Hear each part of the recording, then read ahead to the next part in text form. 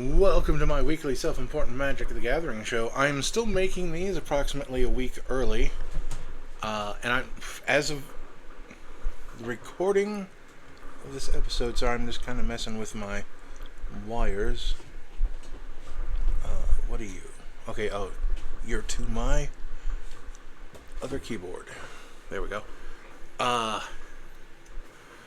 still editing the two of the three videos that got all those copyright notices. I'm not monetized. It's just that the whole thing is offensive to me. But I did learn a lesson in free to use versus royalty free, so that's on me.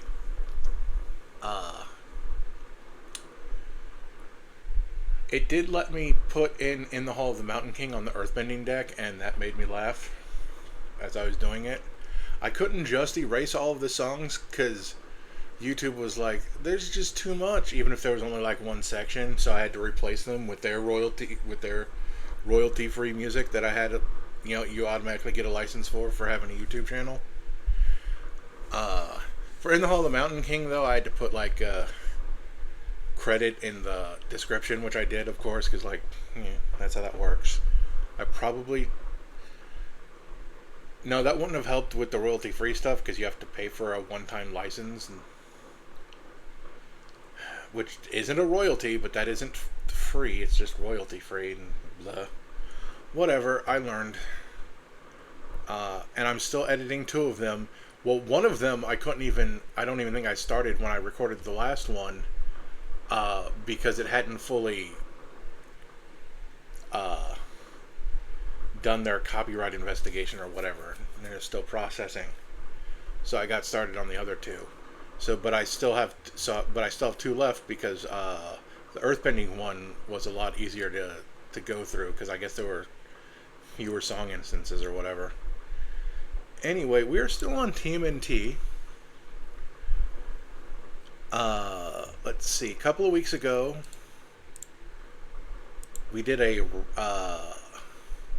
Rat King Verminister deck, and this I just kind of wanted to do a different one because he has the thing where it says you can where at the beginning of your end step, if a permanent left the battlefield under your control this turn, create a rat.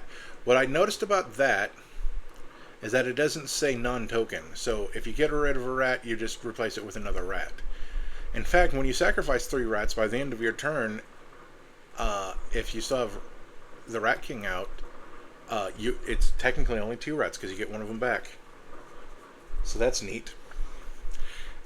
And then, of course, you can tap him, sacrifice 3 rats to return target creature card and all other cards with the same name as that card from your graveyard to the battlefield tapped.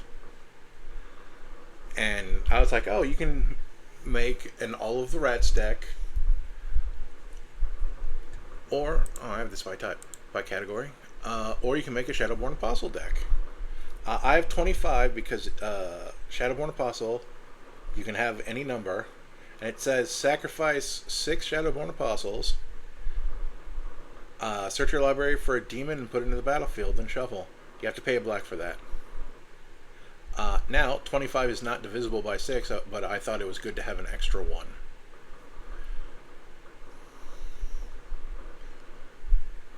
Let's see, then we also have Mirror Box.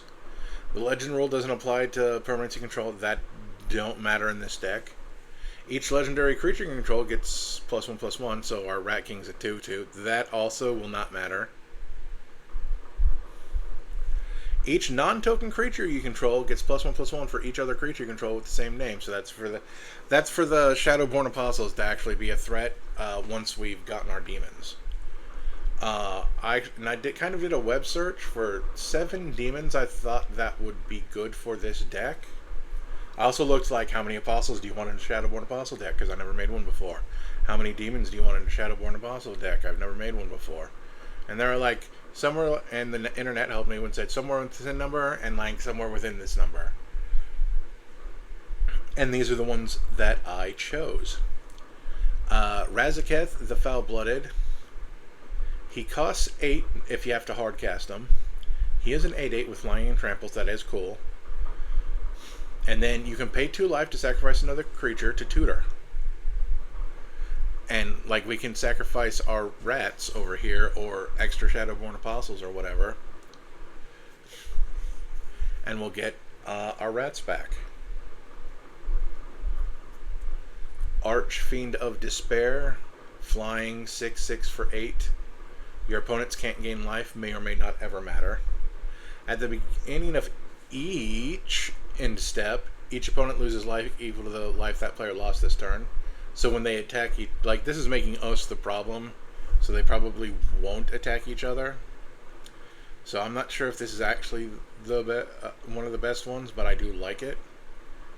At least maybe you can do a lot of damage on your turn. Rune-Scarred Demon, that's that comes into play to tutor. Archfiend of Spite. When a source an opponent controls deals damage to Archfiend of Spite, that player, that source's controller loses that much life unless they sacrifice that many permanents. That's just kind of cool. Reaper from the Abyss. At the beginning of each end step, if a creature died this turn, destroy target non-demon creature. So, you know, that's just some removal. Harvester of Souls. Whenever another non-token creature dies, you may draw a card. So that's just some card draw. This isn't on any of the lists, but that's because like a lot of the lists are. Well, it's not on a lot of the lists I saw, but I think it's because it's relatively new. But Doomsday Excruciator, if you cast it, it just completely borks everyone's library, but we're not casting it. And at the beginning of your upkeep, you just get to draw a card, so that's fine. It's just some card draw. I couldn't tell you which one you'd want to grab first.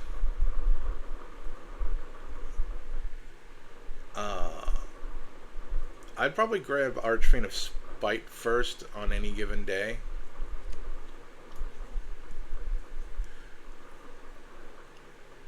Or Reaper from the Abyss. As long as my opponents aren't playing demons. Then we have Thrumming Stone to get out more our Shadowborn Apostles. That's the one where whenever you cast this spell, you may reveal the top 4 cards of your library and anything with the same name. Anything, right? All of them? Anything that has the same name as the spell that you cast for free. And the rest go on the bottom of your library. Underworld Connections. This is an Enchantland version of Phyrexian Arena. I do kind of like it better, because while it's technically Phyrexian Arena that you have to pay 1 mana for, it makes it optional. So you tap the land, pay a life, draw a card. But Phyrexian Arena skips all of that and saves you a mana every turn, and you just draw a card and lose a life. Black Market Connections, we can pay 2 life to draw a card, 1 life for a treasure, or 3 life if we want another rat, because that's, I mean, it says Shapeshifter with Changeling, but that just means it counts as a rat. Because I don't think we have anything else, anything that cares about creature types. Endless Atlas, we get to draw a card.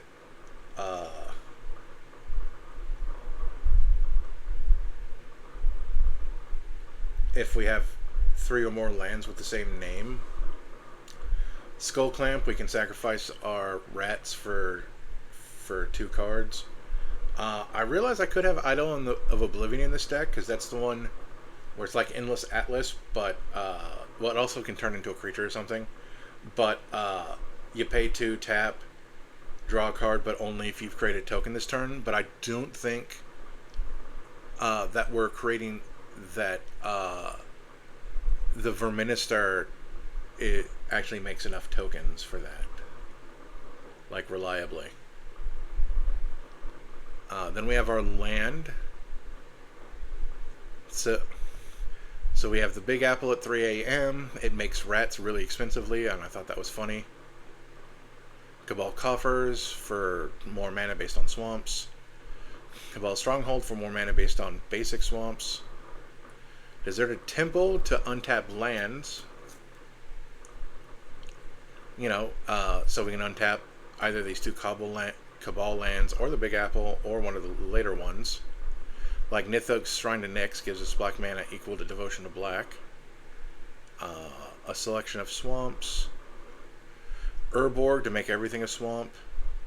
And then Volrag's Stronghold to put a target creature card from our graveyard on top of our library so that either we A, draw it, or B, cast it for free with Ripple. Depending on board state.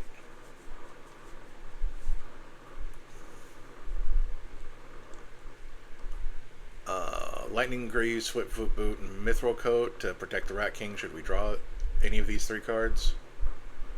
And then a ramp section that has 9 cards instead of my usual 10. But that's because most of our deck is cheap, and this might actually be overkill. Because we have Arcane Signet, which taps for a mana of any color. Charcoal Diamond, which comes into play tapped and taps for black. Cold Steel Heart, we can make that tap for black. Jet Medallion makes all of our black spells cost 1 less. Which isn't nothing.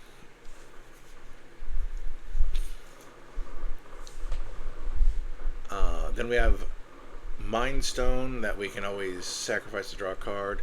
The Soul Stone that we can use to get creatures out of our discard pile, basically. Just by sacrificing a rat, for the record. Though, no, it says left the battlefield, so even that gives us another rat. Wow. Then we have Ashnod Altar and Phyrexian Altar in case we want to sacrifice rats for mana. Echoing Return to return all of our Shadowborn Apostles to our hand if we need to. Haunting Voyage to return all of our Shadowborn Apostles to the battlefield if we need to.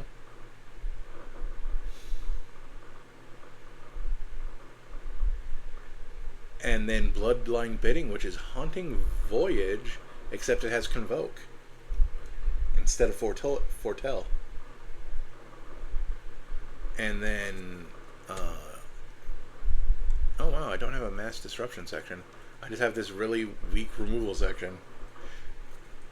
Tragic Slip, which is -1/-1 to a creature unless a creature died this turn, then it's -13/-13. Discard a card or pay 3 life to destroy target creature or planeswalker.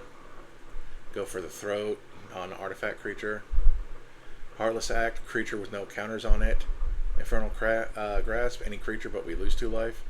Overkill to give something -9/9/9/9 until end of turn.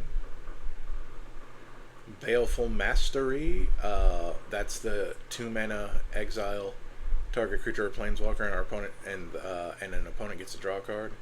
Drag to the Underworld, it's 2 black in this deck to destroy target creature. Not the greatest removal, but that's kind of why we hope the Reaper of the Abyss solves. That did not take long, because I had some free time, so I made decks in my free time. And that one was kind of really easy to go through. And in real time, you can watch... Actually, wait. Copy link.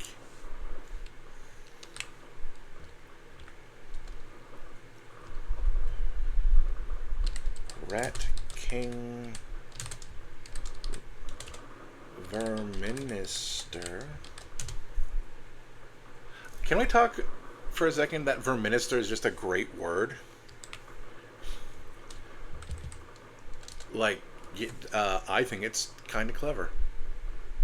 So we're going to throw that into past episodes really quick in real time.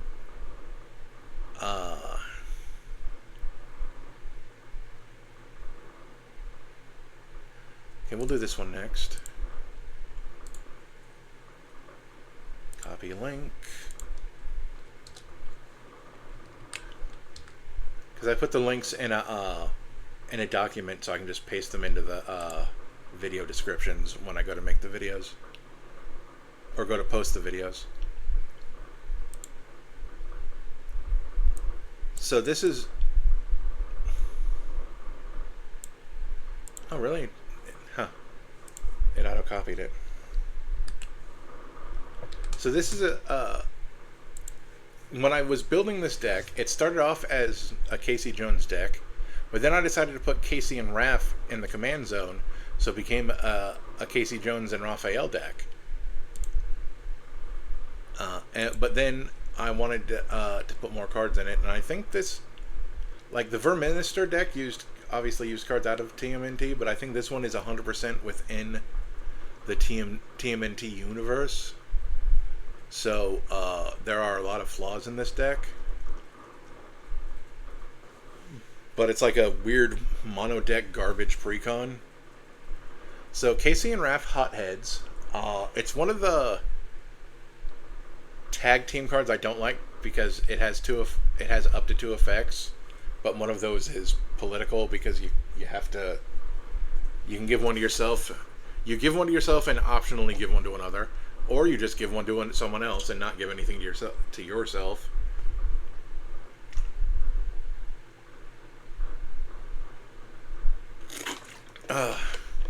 Had to hydrate. So when Casey and Raph enter, choose one or both. Each must target a different player. Target player exiles the top card of their library until that player's next end step. They may play that card without paying its mana cost. That's the one that I am more likely to give to someone else because it's till the end of their end step, and our commander is 5 mana.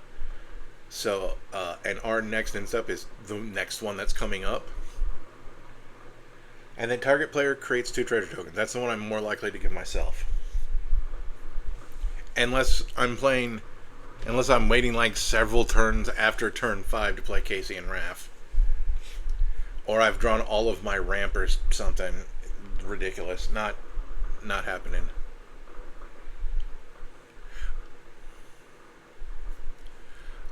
And then, okay, so anthems, and we're going to get into like how weird this deck went.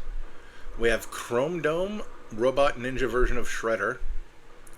Other artifact creatures you can control get +1/+0. And then we can pay 5 to create a token copy of another target artifact control. That token gains haste, sacrifice at the beginning of the next end step.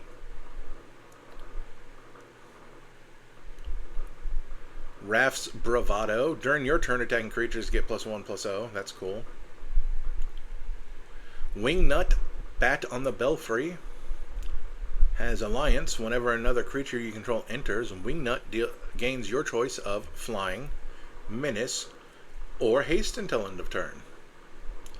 Whenever Wingnut attacks, each other attacking creature gets +1/+0 until end of turn. Kind of neat.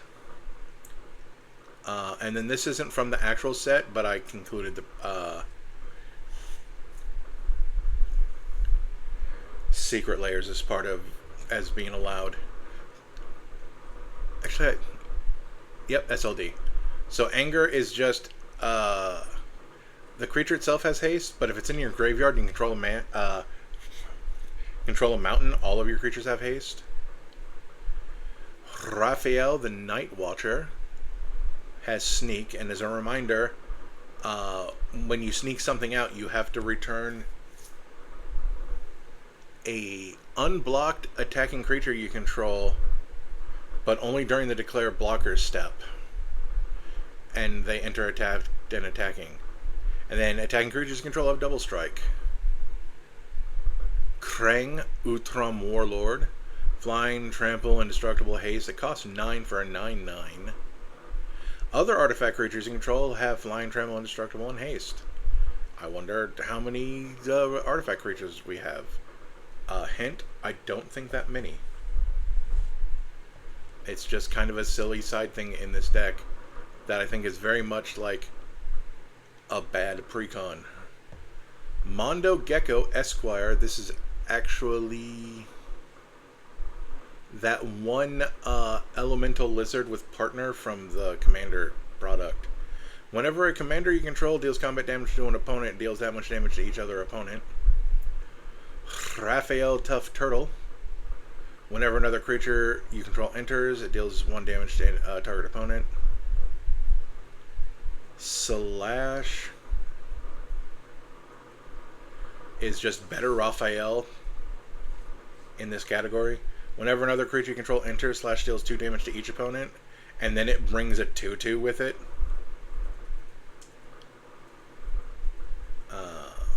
Roadkill Rodney has it has Squad. I didn't even notice that.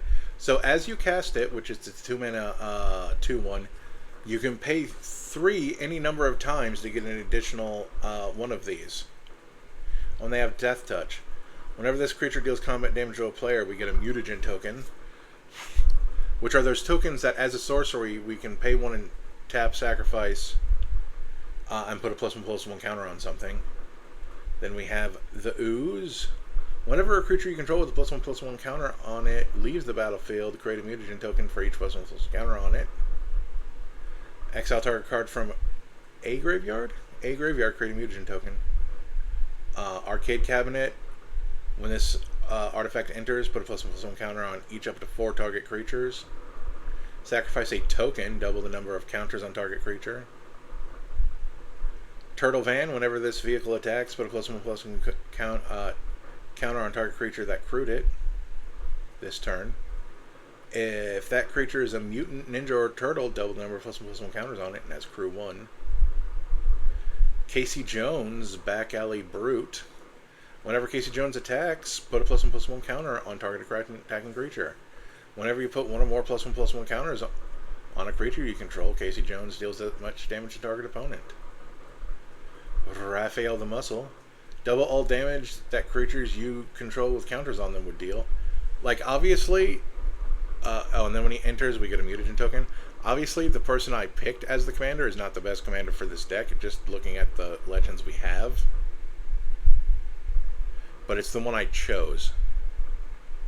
Because this is like almost bracket 1. This is like a bracket 1 behavior. Casey Jones, Jury Rig Justicar.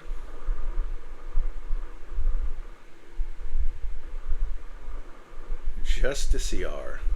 Huh. Haste. When Casey Jones enters, look at the top 4 cards of your library. You may reveal an artifact card from among them and put it into your hand. The rest in the bottom of your library in a random order. Cool but rude. Because that's Raphael. Raphael's cool but rude. Whenever you attack, you may discard a card. If you do, draw a card. Whenever you discard, then level 2, because it's a class. Whenever you discard a card, deals 2 damage to each opponent. When this class becomes level 3, search your library for a card, put in your hand, shuffle, and then discard a card at random. So it's level 3 is Gamble. Omni Cheese Pizza. When it enters, draw a card. And then you can either sacrifice it for a mana of any color, which is mildly silly. But we do have a non-zero number of lands that create colorless mana, so maybe we'll make red mana with it someday. Sacrifice this artifact to bring 3 life, because it's food. The Technodrome. Reach, trample, can't attack unless it's power 6 or greater. Sacrifice the artifacts to put +1/+1 counters on this. Casey Jones, Vigilante. When it enters, you draw 3 cards, and at the beginning of your next upkeep, you discard 3 cards at random. Null Group, Biological Assets. This is a 3/1 with first strike on your turn. And then when it attacks, you can discard to draw 1 card. Raphael, Most Attitude. Has Menace, so you need to block with it at least 2 creatures if you want to block it at all. Whenever another creature you control enters, you may exile the top card of your library. And then whenever Raphael attacks until end of turn, you may play a card exiled with Raphael. Not a fan of it, but I kind of did not pay attention to my own preferences when making this deck. Raphael's Technique, because this wouldn't have made it in. Because this is Wheel of Fortune if you sneak it in, or Wheel of Fortune for twice as much as if you hardcast it. Each player... Oh, but it's a May. That makes it better, because people who don't want to discard don't have to discard. Each player may discard their hand and draw 7 cards. Never mind. You just have to return a unblocked creature during the declare blocker step to get it for the cheap cost. Nope. Okay, so I in real time changed my mind on Raphael's technique because you don't have to force discard. Mutant Town Musicians. Whenever another creature you control enters, this creature gets +1/+1 until end of turn and has trample. Ended up in an evasion, I guess, because of the trample. Monster Mashup. It has reach and menace. Zog Triceraton Castaway. Reach, trample. When he enters, target creature can't block this turn, but you can also just pay 2, discard it to search your deck for a mountain. Improvised Arsenal. Equipped creature gets +1/+0 for each artifact you control. And then you can pay 5 to create a copy of this specific artifact. And it has an equip for 1 red, which is good. Casey Jones, Asphalt Hooligan. He has double strike. And then any player can pay 4 to double his power until end of turn. Raphael Tag Team Tough. Whenever Raphael deals... It has menace, so whenever Raphael deals combat damage to a player for the first time each turn, untap all attacking creatures. After this combat, there's an additional combat. Nice. These are our lands. Let's see, I put in the sacrifice to search for a basics. Big Apple, just because it's the theme choice. Then the 30 Mountains. Path of Ancestry, since a lot of our creatures are either mutant, ninja, turtle, or human. Same thing with Turtle Lair. Then our silly pieces of protection. We have the Manhole Cover, which when it enters target creature, gains indestructible until end of turn. And then Commander's Plate, which will give our commander, or whoever it's equipped to, protection from everything but red. Skateboard. When it enters, you tap a target permanent, and then equipped creature gets +1/+1 aces. Is a terrible card that would be removed if I was grabbing cards from outside the set. Equip for 1. Hard 1 Jite. Equipped creature has double strike. Mauser Attack. Choose 1. You get a robot, and that could have gone in token. Oh, that could go in tokens. Let's just put that in tokens. Oh no, but actually the pump side is the better side. You can either make a single 1/1 robot, or target creature gets +3/+0 and first strike until end of turn. That's actually pretty cool. 11 pieces of ramp, but like 3 of them cost more than 3 mana, so they don't really count. We have our Soul Ring, our Arc Sig. Purple Dragon Punks adds red, but only for artifact spells or activate abilities. Chromatic Lantern kind of is just filling space. Completely unnecessary in a monocolored deck, but with the limitations, with my building limitations, it's kind of... Ow.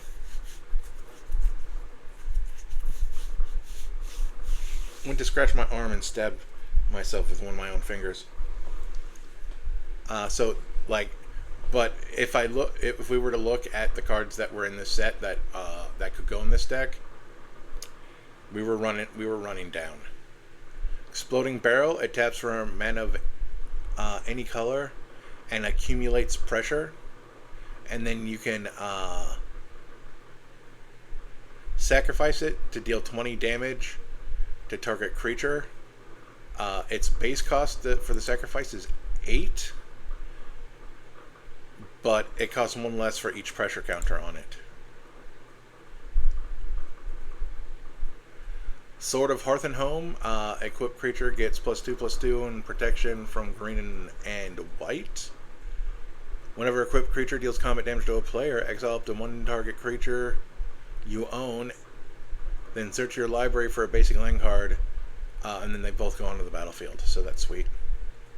Toka and Razar. Unsupervised. They have first strike.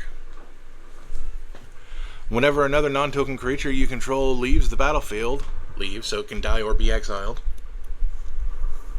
Put a +1/+1 counter on them and create a treasure token once a turn. Weathermaker, this is the landfall, and it gets charge counters, but at base it just taps for mana of any color. You can remove 2 charge counters for 2 generic mana, or 3 charge counters for a lightning bolt. Yep, lightning bolt. Coin of Mastery. It creates treasure tokens. Each creature you control enters with an additional +1/+1 counter on it for each mana from an artifact spent to cast it, so that's cool. Raphael, Ninja Destroyer. Must be blocked. Whenever Raphael's dealt damage, we get that much red, and that red mana stays until end of turn. Because normally mana goes away between steps and phases. Mole Module. Whenever this vehicle deals combat damage to a player, mill 4 cards. Put a permanent. You may put a permanent card from among those 4 onto the battlefield. Shell Shock.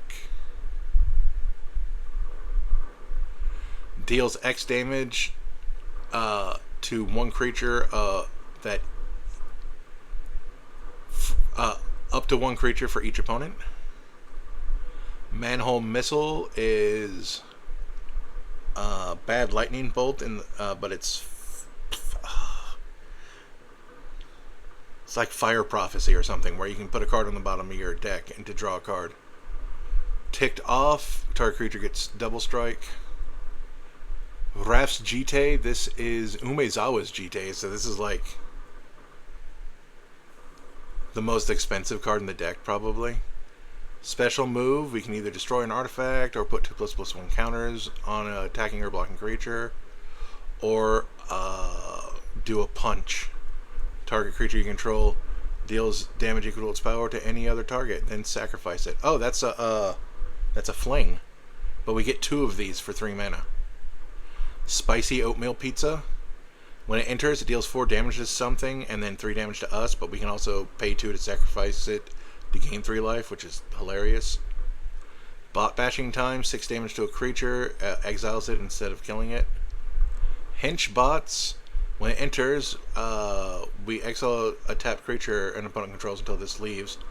It's only a 2/3, so maybe it won't stick around too long. When this creature enters, destroy up to 1 non-creature artifact. Storm of Steel deals 2 damage to each of up to 2 targets. That's not great, but you know. Like, there's room for upgrade if one were want to move outside of the realm of the set and the commander product and the secret lair. General Trag, Heart of Stone. When it enters, you may sacrifice another artifact. When you do, it deals 4 damage to target creature. And then, yeah, we're finally on the last section. Mauser Foundry. When this enters or leaves, you get a 1/1 robot. And then you can pay way too much mana at Lightning Bolt. Nope, not even Lightning Bolt. It's only the creature. Ravenous Robots.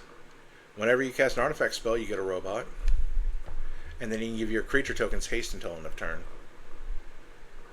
Tempestra, Dame of Games. You can sacrifice an artifact to create a token copy of another creature control, except it's not legendary.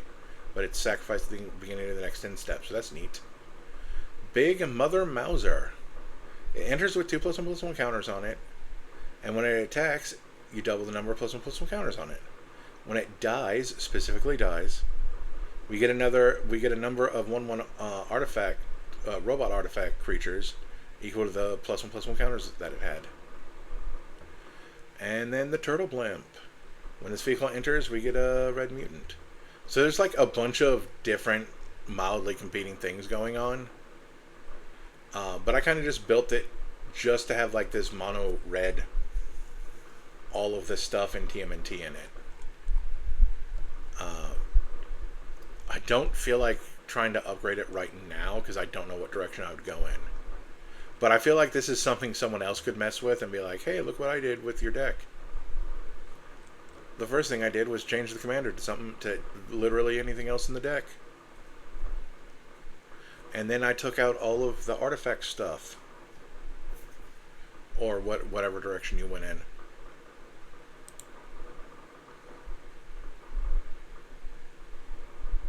Checking something.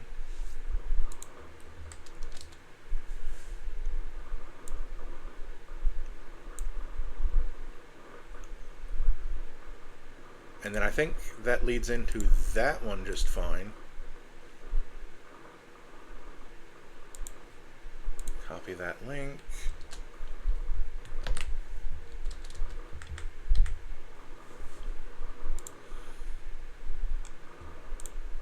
So this is a typal deck, and you know, it's episodes like these where I make exceptions on my dislike of doing typal decks for the show. Although I've been thinking about why, and it's like a lot of decks technically build themselves if you think about them, because there's always going to be an optimal set of cards for any deck. And anything that's not the optimal set of cards is technically wrong by some weird metric. But I guess it all depends on what your personal goals are, and that's how we decide, you know, what's worth doing or not. So this is the Foot Clan, and we're starting with Dark Leo and Shredder as our commander. It's white and a black for a 1/3, but you can also sneak it for the exact same amount, which I think is neat. Attacking ninjas you control have Death Touch. Sweet. We love attacking with Death Touch because it makes your opponent go, do I really want to block that? Whenever Dark Leo and Shredder deal combat damage to a player, we get a 1/1 black ninja creature token. Then if we control 5 or more ninjas, that player loses half their life rounded up. And this one did not stay within TMNT because there literally wasn't enough cards. So we have Mirror Entity showing that we have given up because we put Changelings in our typal deck. But that's because, once again, even going outside of the set, like I did leave out some number of ninjas, but they were honestly just very bad. In my opinion. And Mirror Entity is a good card. It's 3 mana for a 1/1, but you can pay X until end of turn. Creatures you control have base power and toughness XX and gain all creature types. So that is at least a good changeling.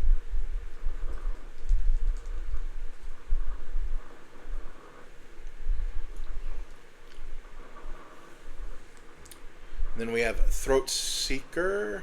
Unblocked ninjas you control have lifelink. So that's like so we play Dark Leo and Shredder on turn 2. Throat Seeker on turn 3. Shredder Shadow Master. Yeah, I mean that, like if you draw them. Shredder Shadow Master, 5 mana for a 5/5. Whenever Shredder attacks a player, for each other opponent, create a token that's a copy of Shredder tapped in attacking that player, except it isn't legendary. Sacrifice those tokens at the end of combat. Whenever Shredder deals combat damage to a player, that player loses half their life rounded up. Sweet. Like he's not sneaky, but that is super sweet. Then of course Metallic Mimic, just to put +1/+1 counters on stuff, because again, like white mana ninjas have not been a thing for very long. In fact, I think this is the first, not counting Changelings, this is the first set that had them. No, I think there was a non-zero number of them in Kamigawa, but like not many. And I don't know if we'll find out together if any of them made it into this deck. So yeah, we name a creature type, and anytime a creature of that type enters, it enters with an additional +1/+1 counter on it. Super Shredder. Whenever another permanent leaves the battlefield, wow, just leaves. It can die or be exiled, and it doesn't have to be a non-token. We put a +1/+1 counter on Super Shredder. Then our draw, Skull Clamp, because we're making 1/1s. Non-bow with Metallic Mimic, but that's fine. I think that is acceptable. Because if we ever need to draw, we can just put it on Metallic Mimic first. since Metallic Mimic themselves are a 2/1. Foot Chopper. Whenever this equipment enters, we get a 1/1 ninja that this attaches to immediately. Enchanted creature has flying. Whenever a equipped creature deals combat damage to a player, you may sacrifice it. If you do, draw cards equal to its power, and it's the equip cost of 2. That's actually a really neat piece of equipment, I think. Not the best, but neat. I'm not sure. I was about to say I'm not sure it ranks at rare, but I think this would be annoying in draft if it was uncommon. So that I see why they printed it at rare. But it's also from the Commander product, not the base set. So yeah, it could have been an uncommon. Idol of Oblivion, because our commander... Oh, you don't even have to pay 2. Draw a card, tap, draw a card, but only if you made a token this turn. And if our commander is out, we're going to be trying to make as many... we were trying to make tokens every turn with him. Because even though he's only a 1/3, we want to be aggressive. Tome of Legends, it enters with a page counter. Whenever our commander enters the battlefield or attacks, we get more page counters. And then we can pay 1 and tap to remove a page counter to draw a card. Again, because we plan on being aggressive with our commander, that's a good piece of draw. Black Market Connections, we talked about that one. Oroku Saki, Shredder Rising. It has a sneak. It's normally 3, but you can sneak it in for 2. When Oroku Saki deals combat damage to a player, you draw a card and lose a life. Shredder's Revenge, which is only in here because it has Shredder's name on it. You can either make someone discard, or you can make someone draw 2 cards and lose 2 life. So you're paying 1 extra to optionally have the discard. Otherwise, it's just with Soren's Thirst or some other cards like that. Good old Underworld Connections instead of... Phyrexian Arena didn't feel on theme, like on flavor, because it's Phyrexians. So I went with Underworld Connections, a card I legitimately like, even though it technically costs you a mana every turn. And then Trouble in Pairs, that felt in flavor for this deck as well. If an opponent begins the next turn, they don't get it. And in most of the games I play, that's never going to be relevant. Whenever an opponent attacks you with 2 or more creatures, draw a card. Or draws their second card, or casts their second spell.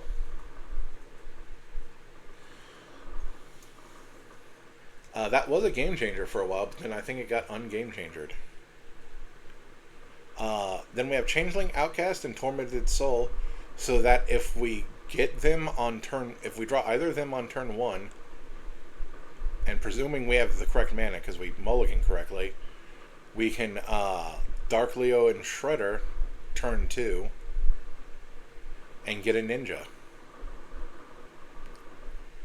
Because these things cannot be blocked. They cannot block and cannot be blocked. And all things considered, they don't need to block. Coveter of Darkness to give all of our ninjas fear, which means they can only be blocked by creatures who have black in their color identity or are artifacts.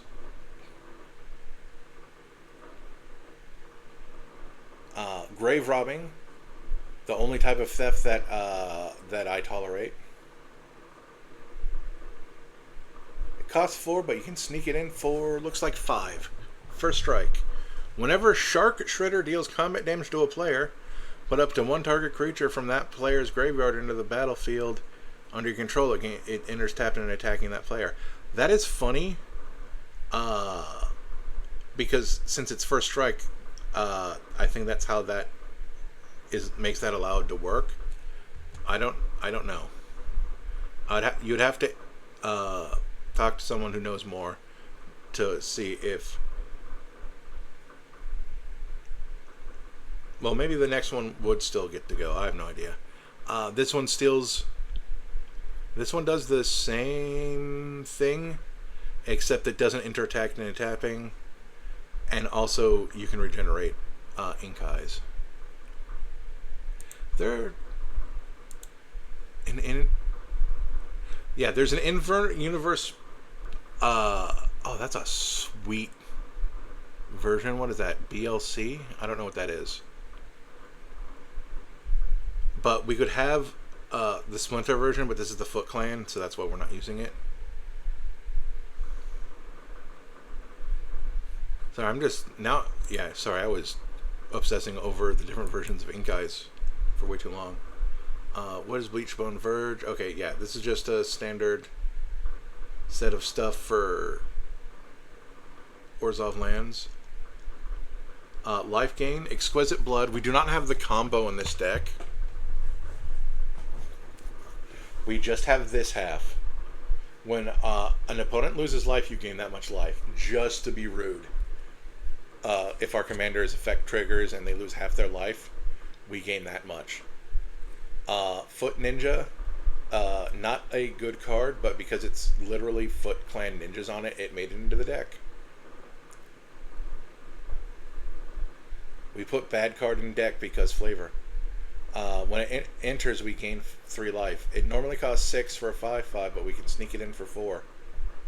It's technically not a terrible card, but it's not good either.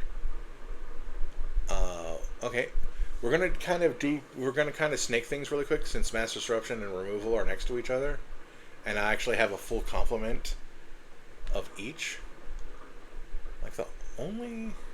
Even Draw isn't that far off from being good. That's mildly interesting. Anyway, Winds of Abandon. Exile target creature you don't control. For each creature exiled this way, its controller searches their library for a basic land card, and they put it in the battlefield tapped. But then you can overload.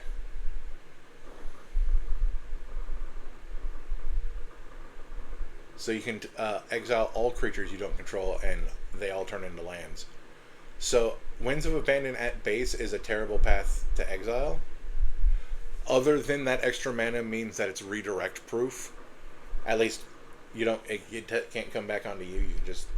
They can still get rid of something else that isn't yours. Swift Demise deals 1 damage to target creature, then destroy each creature you don't control that was damaged this turn. That's just a new fun card from the Turtle set that I'm going to start trying to include.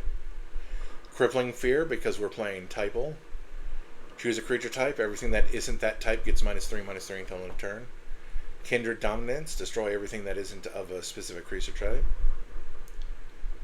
Automagon, Future Shark. This is Mass Disruption, and we're hitting at least 3 things, which is my criteria. When he enters, we destroy up to 3 target creatures. Plague Wind, destroy all creatures you don't control. There's Garuk, no, Blood on the Sand that does this as well. No, Garruk's Uprising. Garruk has a card that does this, but since I'm not going to try to say Garruk is a member of the Foot, so I put Plague Wind in instead. Destroy all creatures you don't control. They can't be regenerated. That costs 2 more than Kindred Dominance, so our wipes aren't very cheap. Really quick, because there's only 1 card.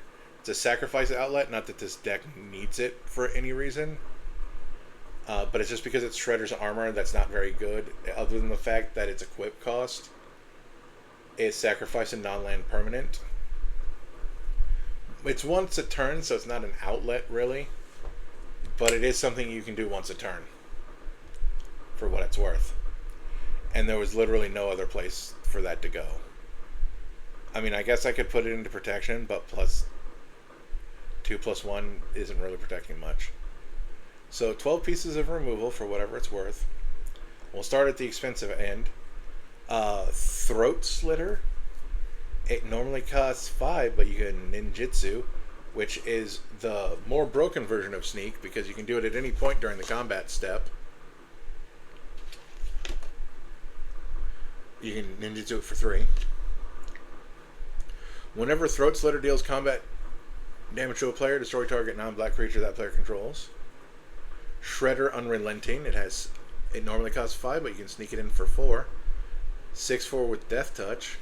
Whenever Shredder enters or attacks, another target creature you control gains Death Touch until end of turn. That's why it's in the removal, so you can turn a bad attack into a good attack.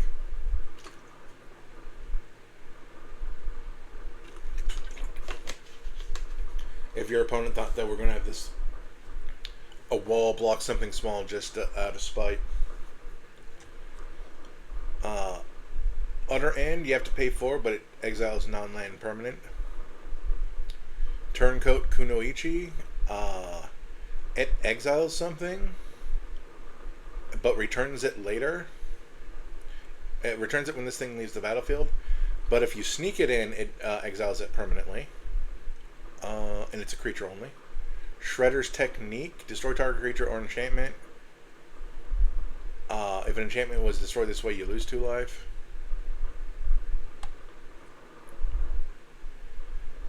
Koya, Death from Above. It exiles something until the next end step, unless you pay an additional 3 and a black later. Karai's Technique, which I became a big fan of the second I saw it. I think that was in an episode.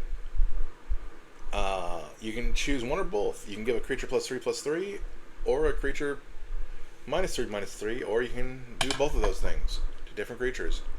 Generous Gift, you can give someone an elephant, destroy permanent. Sometimes you just need to destroy permanent. Anguish Unmaking, you're paying 1 less mana for Utter End to lose 3 life. Are they both exile? And they are exile, so that is some permanent removal. Stomped by the Foot, you can Kicker, sacrifice an artifact or creature. It's great that it has Kicker, that's funny. Target creature gets -2/-2 until turn, but if it's kicked, it's -5 and -5. Nezumi Prowler, when Nezumi Prowler enters the battlefield, target creature you control gains Death Touch and lifelink until end of turn. Dokuchi Silencer, when it deals combat damage to a player, you may discard a creature card. If you do, destroy target creature or planeswalker that player controls. So, that's you have to discard a creature card to do that, but there's a non-zero number of creatures in this deck that I'd be willing to discard. Ramp, standard ramp, but we have the white-black ones in here as well, and the Thought Vessel that gives us no maximum hand size. Then protection pieces, Lightning Greaves, Swish Foot Boots, and I saw the Mithril Coat right there. Etchings of the Chosen, creatures of the chosen type get +1/+1, and then we can pay 1 and sacrifice a creature of the chosen type to give a target creature we control indestructible until end of turn. So, we can turn our token ninjas into protection pieces. Foot Elite, whenever this creature attacks, another target creature you control gets +1/+1 indestructible until end of turn. That protection is the most fitting category for it to sit in. Whisper Silk Cloak can't be blocked in as Shroud, because that can be important. Azra Smoke Shaper. When Azra Smoke Shaper enters the battlefield, target creature you control gains indestructible until end of turn. Let's see. Endless Foot Assault. It makes more ninjas, and it makes more copies of itself to make more ninjas. Foot Mystic. If a permanent left the battlefield under control the turn this enters, you get a ninja. And then Cloning of Shredder. We exile a creature from our graveyard to create a token that's a copy of it. And then over the next two turns, we get more token copies. Oh no, choose a token that's a copy of... Oh, yeah, okay. There's just more words that confuse me until I read more of it. Then, of course, we have our Haunting Voyage and Karai, Future of the Foot. When she deals combat damage to a player, return target creature card from your graveyard to your hand. If the sneak cost was paid, it goes straight to the battlefield. So the first time it goes to the battlefield, And then unless you sneak her back to your hand, because like that's like the whole point of the deck is to just kind of bounce them back like it was a King of Fighters or Marvel vs. Capcom assist. But I do, yeah, I intentionally put some bad cards in here just for flavor. But overall, I do like what the deck could accomplish.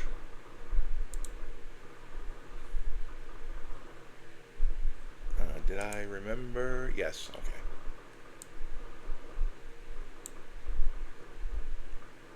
And then this one I specifically labeled that it was TMNT only.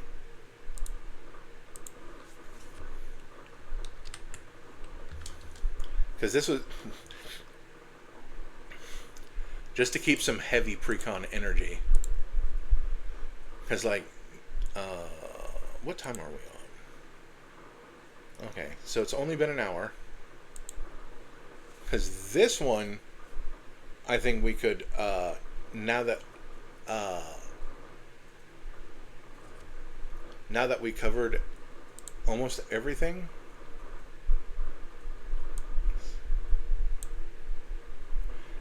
except for two things that don't matter. Someday I'll show off the internet. That deck is stupid. Spiral out. Actually, I can probably just. I don't want to show on this one because I don't want to put it on the thumbnail. But it's based on a card that has the word Spiral in the name and has green and blue in its casting cost. So let's see what's in here. And then I'm going to do that. Deck updated. Then we do this.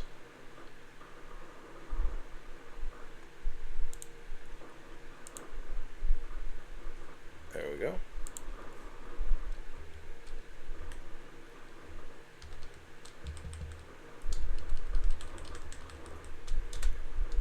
Because I have decided that I am going to update this deck for this episode. I'm just grabbing stuff to put in the dock to make future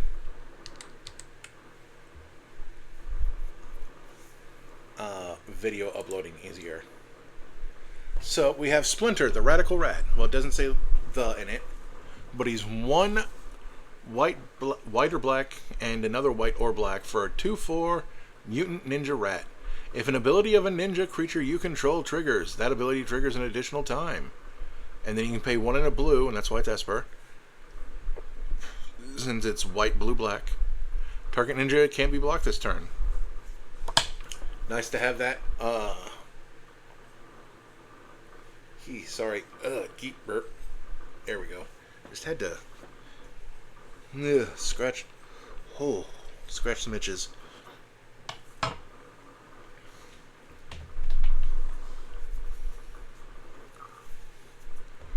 So let's see what's in this version. Splinter Hamato Yoshi has sneak. Costs 2, but we can sneak him in for 1. Has menace, that's cool. Other ninjas you control get +1/+1, so nice little amptum. Don and Leo problem solvers. This is I do like this card even though it costs 5. And like at 5 you should probably be doing more proactive stuff. But it's basically teleportation, circle, and Thats of Deep Dwelling at the same time because it does it twice. Conjurer's Closet, you know. It exiles at the end step. You exile a thing and return it. So, but it's one artifact, up to 1 artifact, and up to 1 creature. And it has vigilance. At the beginning of your end step, exile up to 1 target artifact you control and up to 1 target creature you control. And then return them to the battlefield under their owner's controls. This is probably going to be the first thing we remove because I don't think this deck needs it. But I just wanted to point out that this thing exists, and if you're playing blue-white blink, this is technically better in one specific aspect than having Thassa or Teleportation Circle or Conjurer's Closet. Conjurer's Closet costs 6. Thassa, Deep Dwelling, and Teleportation Circle each cost 4. Teleportation Circle is an enchantment. Thassa has Indestructible and isn't always a creature. So those two are safer, but honestly, Don and Leo could get their own deck. But I am going to remove them from this one. Like, if we wanted to do blue and white blink shenanigans, make them the commander.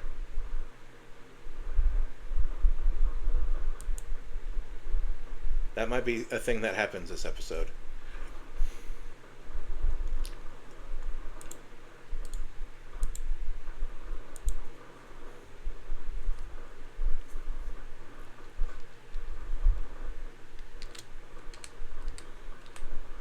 I'm going to put a slightly misleading name, since that's a Doctor Who reference.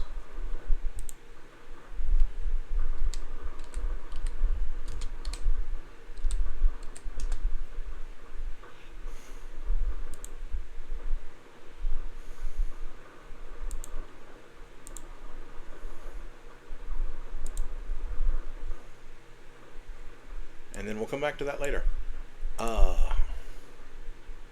Prehistoric pet. This dinosaur's name is Pepperoni. I know that because of this flavor text. This creature cannot be blocked by creatures with greater power. It has Skulk, but they did not put Skulk on it. But we can also pay 1 and a white and tap to return another target creature control to its owner's hand. Activate only during your turn.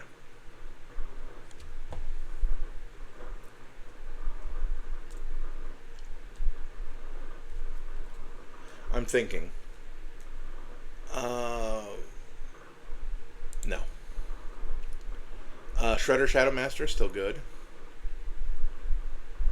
Leonardo Big Brother. +1/+0 for each other creature you control. No. Oh.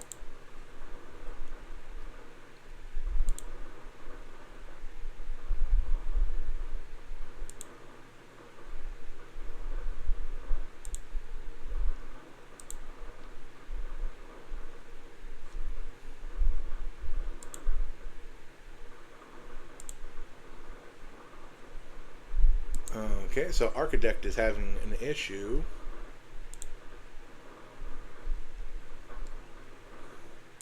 Oh, it might be because I moved its location.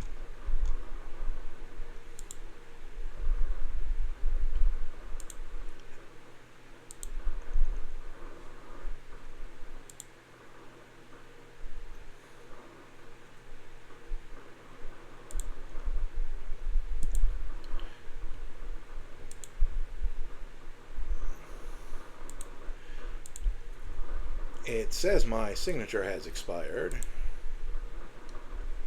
but I am still logged in.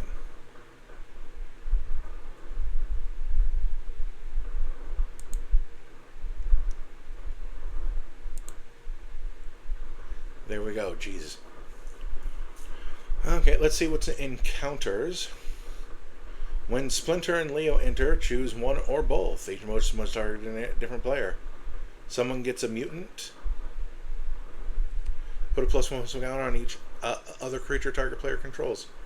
That gets to stay in, and I might give someone a mutant. You never know, but I'm never giving anybody else +1/+1 counters. Jeez. Leo's Guidance. Put a +1/+1 counter on each up to 3 target creatures. Untap them. No. Super Shredder. That's fine for now. Especially since it leaves the battlefield, and that includes sneaking in ninjutsu, I thought I'd say. Lita, Little Orphan Amphibian. Whenever another creature you control enters, we get one of these things. But we can choose each one once a turn. So it can have up to 3 of the up to each of these 3 things. She gets a +1/+1 counter. We get a food, or we get to scry one. She's fine.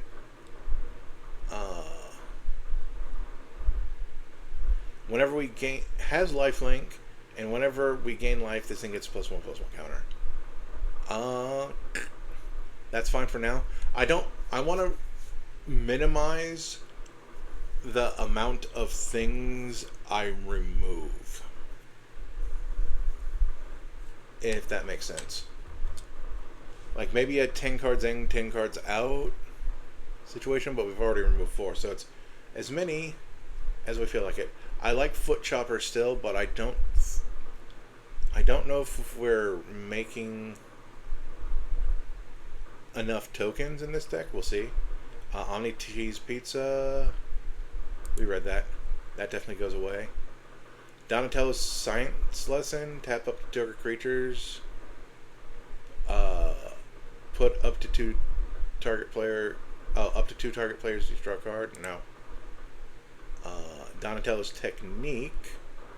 We could sneak a creature to pay 1 mana to draw 2 cards. No. Here comes a new hero. I really do want to keep this one. Target player draws X cards. Create a token that's a copy up to 1 target creature with mana value X or less. So it can't copy a legend for what it's worth. Well, at least one of your own. I do want to hold on to that. I do like it. But I think I'm going to get rid of it. I don't know. I'm just one of those guys who doesn't like bulk drawing. There's Rokusaki. Deals combat damage. We draw, lose. Shredder's Revenge. That's the name of a video game. I just want to keep it. I know it's not great. Dawn in April. Someone draws 2. Or someone else can return an artifact, instant, or sorcery from their graveyard to their hand. They're an adorkable duo. She's adorable and he's a dork. I think I'm gonna remove that one. So now we have room for better draw. April O'Neil, Kunoichi trainee. When she enters, you scry. And then she cannot be blocked by creatures with power 3 or greater. We'll hold on to her. Shark Shredder. This is Ink Eyes, but it's the Shredder, but it's the Splinter version. So that's our grave robbing again. We're getting rid of Foot Ninjas. Quintessential Katana. Equipped creature gets +1/+1 and has, whenever this creature deals combat damage, untap it and you gain 2 life. Okay, so Pseudo Vigilance. Whenever a ninja you control enters, you can attach this to it. Okay. We're going to hold on to that. It's not the worst. We're going to get rid of the Foot Elite and the Manhole cover. Because if we're opening ourselves up, I definitely want to put stuff that's better stuff. 3 colors I feel is good enough for Chromatic Lantern.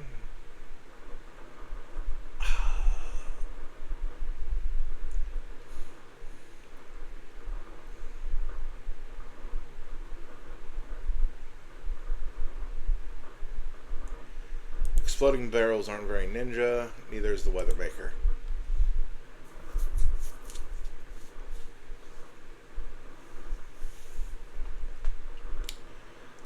Not like we're going to have that much better ramp in a 3-color deck, but whatever. Karai, again. Leonardo's Technique. Nope. Okay. Ooh, boy. We're going to come back to removal because I did not separate it into removal and mass disruption, it looks like. We are going to leave the land the way it is. We're going to leave our terrible land situation because that's something I don't want to deal with. Leonardo, leader in blue. When he enters, he trumpet blasts. That's why the name of the section is it. That can go away.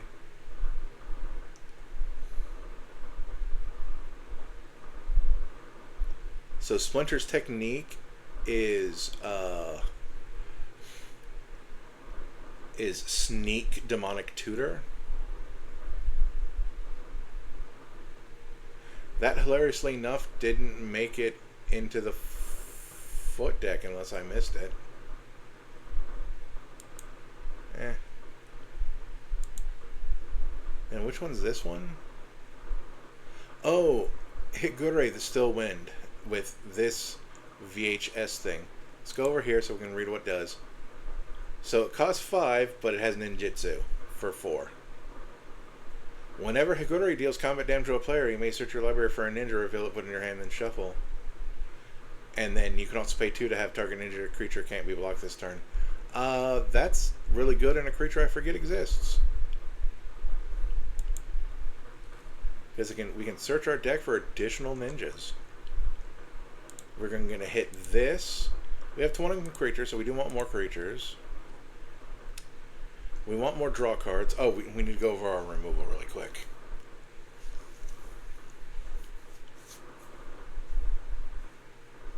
Oh, and the token section. Cloning a Shredder is fine. Jenica?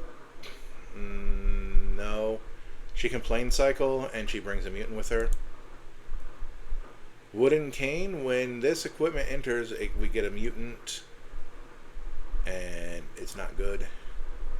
Last Ronin's Technique, it creates some Ninja Turtle spirits.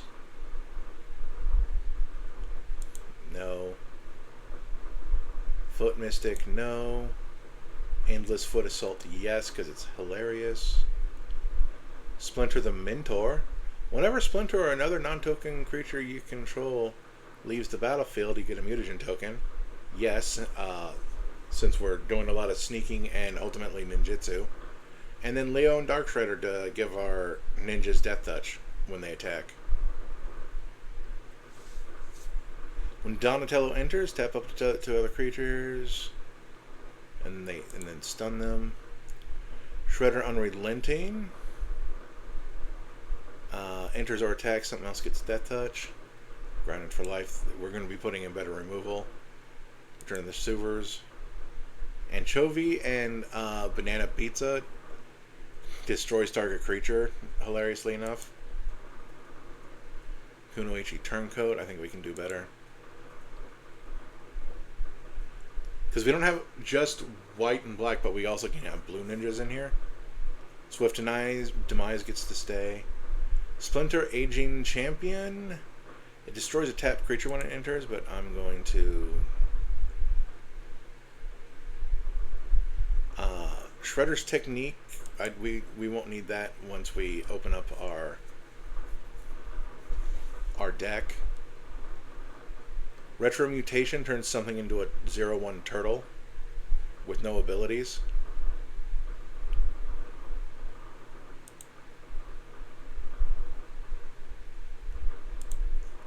These, in my opinion, are draft cards. I think we can do better than that. I still like her technique because it doesn't exile, but it still gets around indestructible. Containment Protocol. The Bow is a Mana War. Uneasy Alliance. That's like the flavor of the deck, so. Stomp by the Foot, I'm fine with that. Ninpo, nope.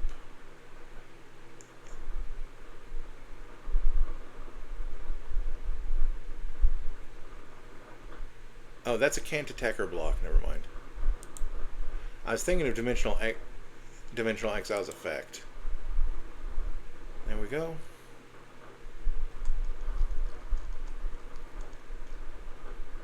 So we're down to 64 cards. And we're going to go by type.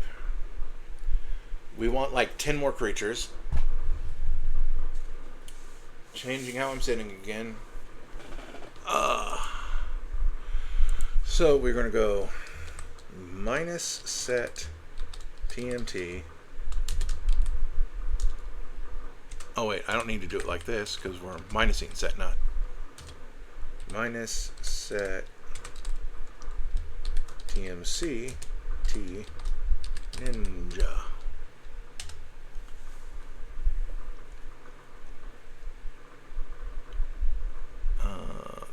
smoke. Oh, order by color, because I do want to see the ones that are white first. Blade Blizzard Kitsune just has double strike and otherwise terrible casting cost. Okay, so there's.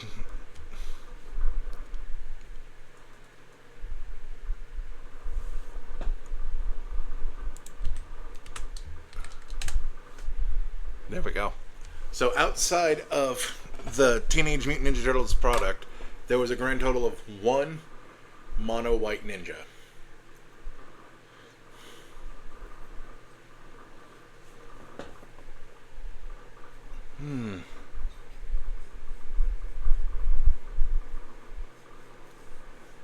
Whew. I think of the 10 ninjas we had, I kind of want as many of them to be as blue as possible. Whenever Covert Technician deals combat damage to a player, you may put an artifact. Okay. Future Operative. Costs way too much, but make itself unblockable. We're probably going to put some unblockable creatures in here, because there's a bunch of ones for 1 mana now that we have blue and black. This turns into a ninja, I think.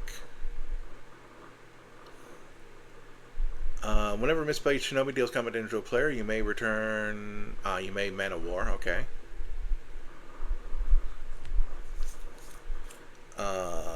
Miss Signet makes copies of itself. Moodblade Shinobi makes 1/1 blue illusions. Moon Circuit draws you a card, but unless it entered the battlefield that turn, you have to discard a card. This also Mana Wars.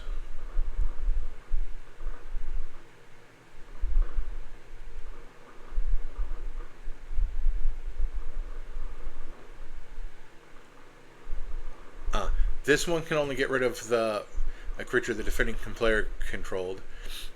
This is any creature. Whenever Ninja the Deep Hours deals combat to a player, draw a card. Easy add. Can't be blocked but costs 3. Whenever one or more ninja or rogue creatures control deal combat damage to a player, get a treasure token. I'm fine with that. Saiba Cryptomancer? Oh, it has backup. Huh. And then Hexproof. That's like kind of protection. You may have enter the copy of any creature on the battlefield, except if it's a ninja. Sure. The Patient Avalanche. What do you do? Enters tapped. Okay. Oh, it's a turtle ninja. Man, that is just tempting. Whenever another creature you control leaves the battlefield, if it didn't die, you scry 1 and he gets a +1/+1 counter. Whenever he attacks, you may pay blue or black. Oh, you know what? I like this turtle ninja. Because when he attacks, we can make it or something else unblockable. Enters the battlefield from your hand. If it's attacking, create a token that's a copy of another target attacking creature. Enters tapped and attacking. Sure, why not? Walker of Secret Ways. Deals combat damage to a player. You look at their hand.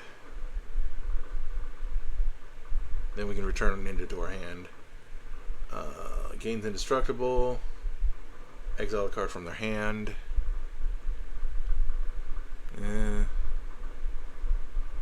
Discard creature card to destroy target creature or planeswalker. I'm going to think about that one.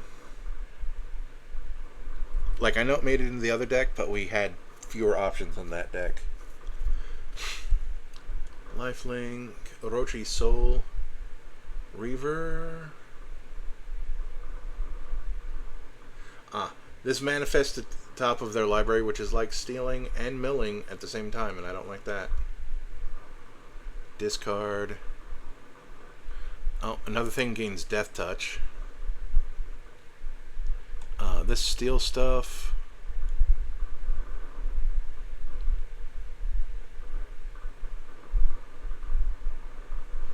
lifelink.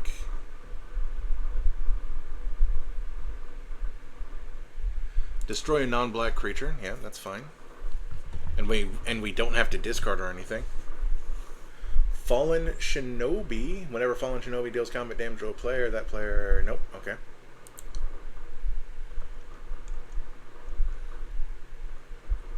Ingenious Infiltrator. Other ninjas you control oh, draw a card.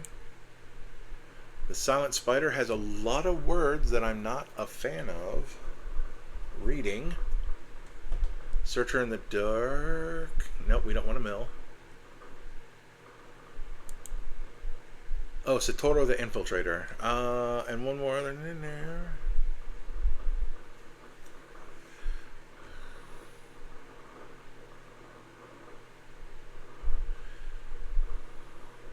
Whenever Satoru the Infiltrator and or one or more other non-token creatures enter the battlefield under control, if none of them were cast or no mana was spent to cast them, draw a card. Let's read the reminder text.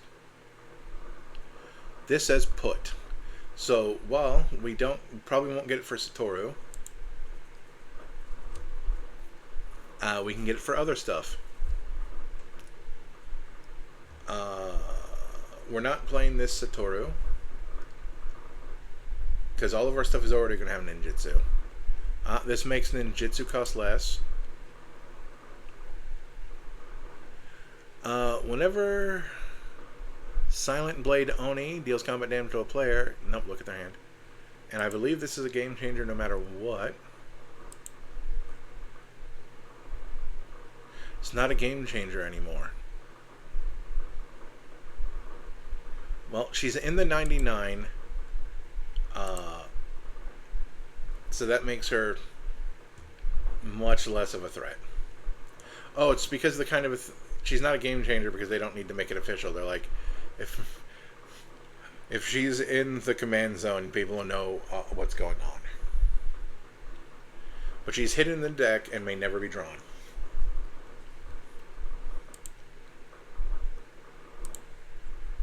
We're at 27 creatures, so I'm much more fine with that. We're back up to 76. Now we can go to categories again.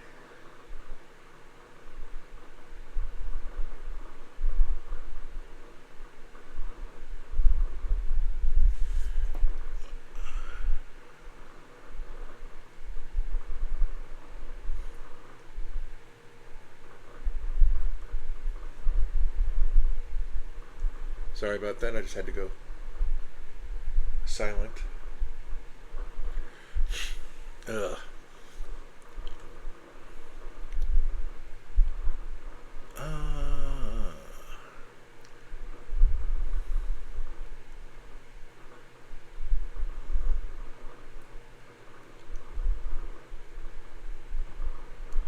You know what? We don't need the katana.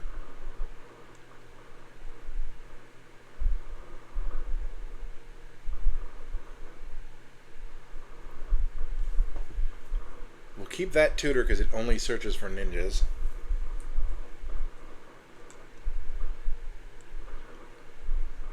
Although, like, Yuriko is the one ninja that we want them to find.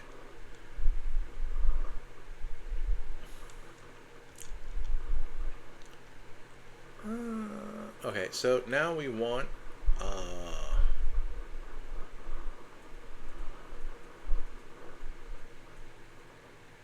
the rest of our removal.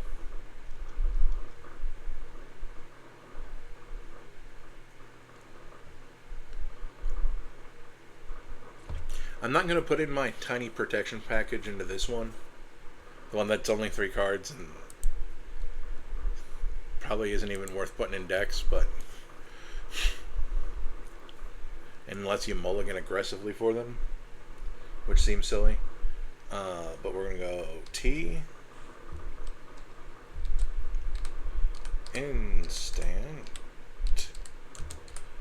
Order. CMC.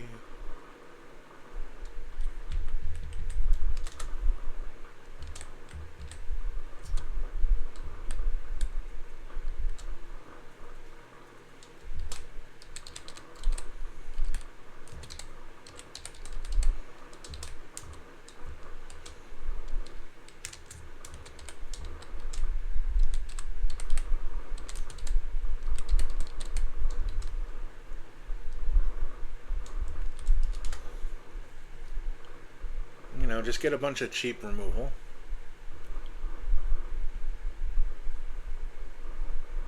And I'm going to use the, like, kind of better or worse cheap removal. But the ones I like.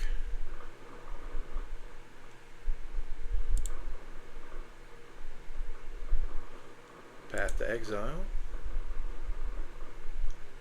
Rapid Hybridization. Pongify. Those on, considering there's foot soldiers in here, that feels fine. Swords to Plowshares.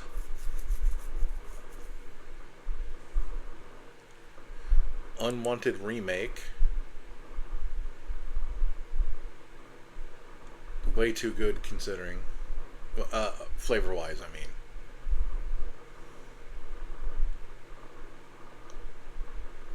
Bovine Intervention is the exact kind of nonsense that the turtles will get up to.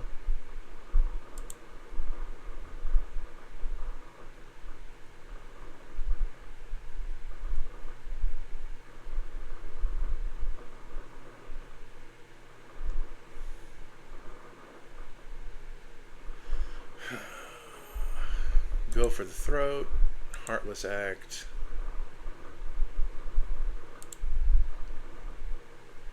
Infernal Grasp.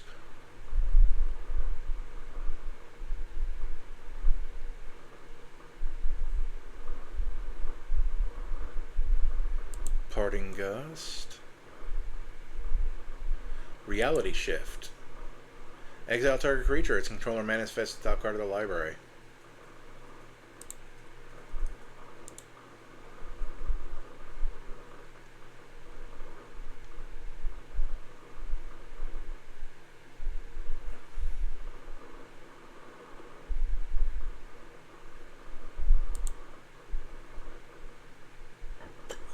Excuse me.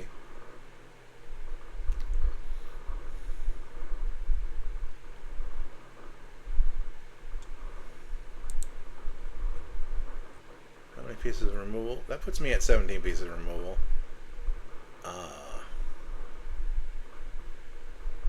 But several of them are creatures, so I don't mind that. We're at 86. Where's my ramp? 5. And one of them is Prosperous Thief. I guess Verminister counts.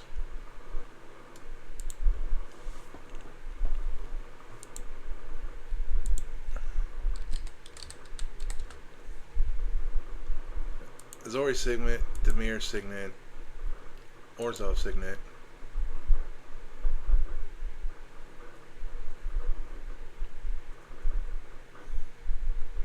That immediately puts us up to 8.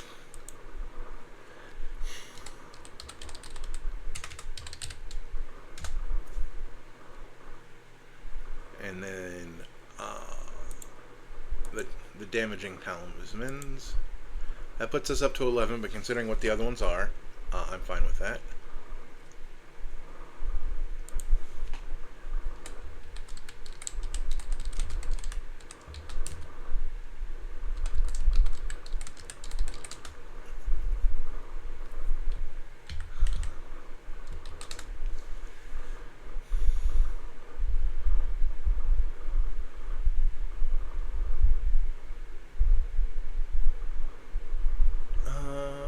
Bloodline bidding, sure, why not?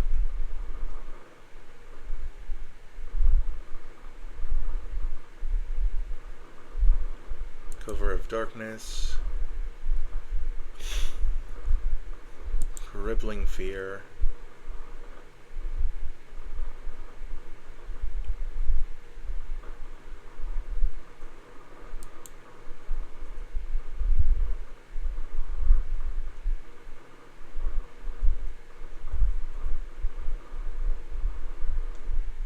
Haunting Voyage, Kindred Dominance,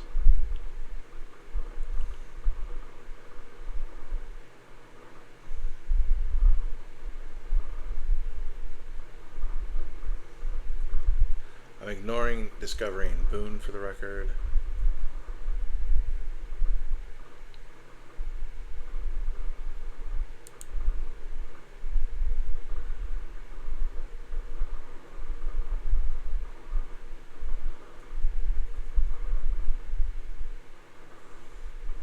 Raise the Palisade. It's a bounce for creature types. I'm not like Reflections of Lajara is cool, but we're not casting as many as all that. Oh, and I didn't put any of the things that can't be blocked. There were a bunch, but I didn't put any of them. So because there were the 2 that were black, and there were like another 2 that were blue. But that's fine. We'll just have to hard way.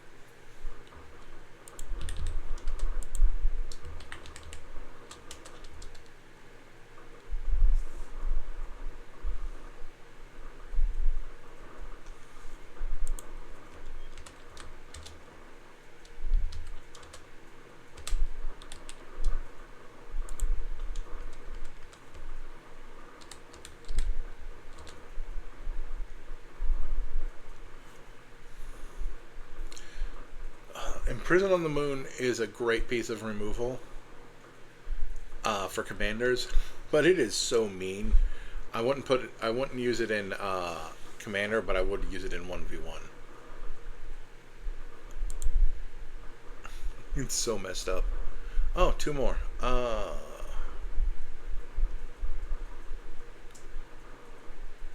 Yep, so we did evasion. Oh. This is recursion. It's from Lorwyn Eclipse, and it never got categorized, weirdly enough.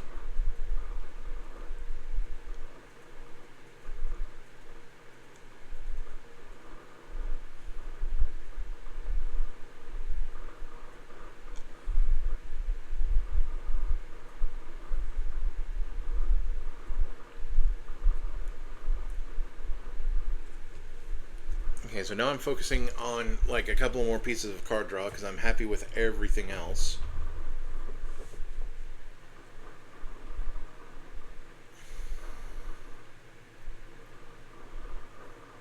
And I prefer repeatable effects, in case you haven't noticed, to one-offs.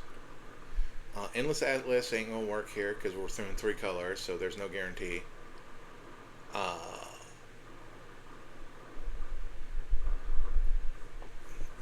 Tome of Legends.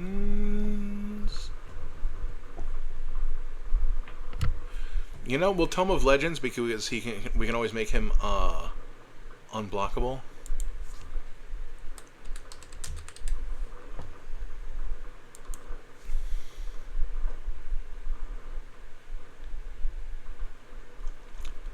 And now one more.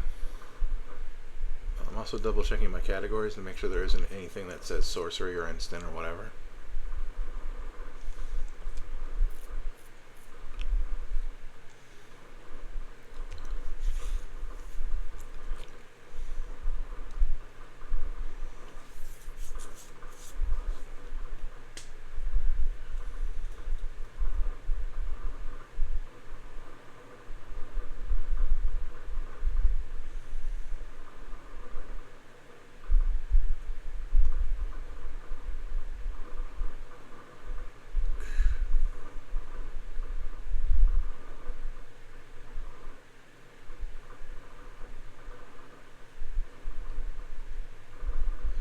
You know, it says tutor, and like that's an important section for determining how many you have. That's mildly interesting. But I'm putting it in to draw just to be a little bit disingenuous. And also to clean up a section that only had one card in it. 20 pieces of removal, yep. And I did not separate my mass disruption, and I'm not going to.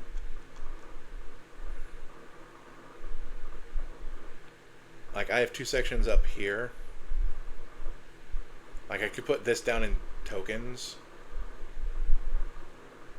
And I have no idea what I put what I do with clones.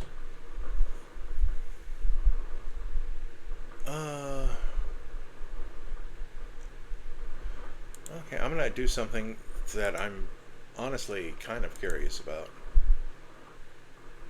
Turncoat Kunoichi. Ninja Teen. Whenever a creature you control leaves the battlefield, each opponent loses 1 life. It's even better because of Sneak and Ninjutsu. Creatures we control get +1/+1 and have Menace. Creature cards in your graveyard have Sneak. Oh, wow. And then you can cast creature cards from your graveyard using their Sneak abilities. I'm sorry for sleeping on that card by not knowing it existed. By never reading it. I'd like to apologize to my other...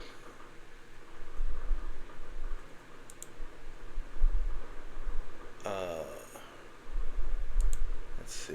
Yep, okay. I'm just making sure I had the name of the creature.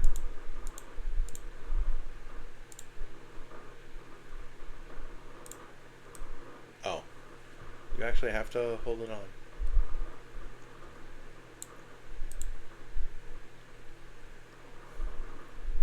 Yeah, like, although I guess they're not Ninja Turtles in here, so flavor-wise it may not fit. But, yeah, no, that was a card that I feel bad for ignoring.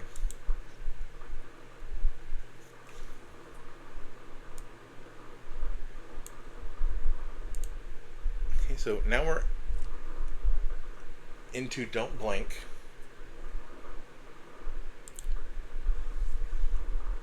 Which, geez, did I name another one Don't Blink already? Check out this blast from the past.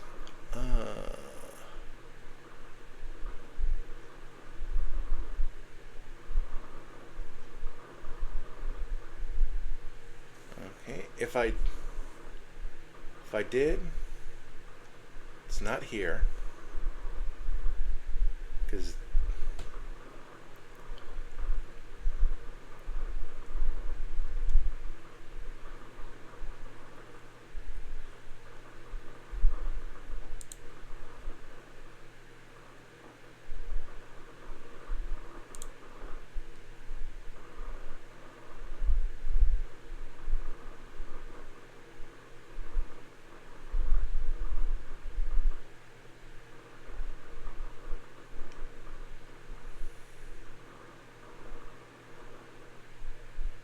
all these things that I have done. I don't even remember who was in charge of that deck.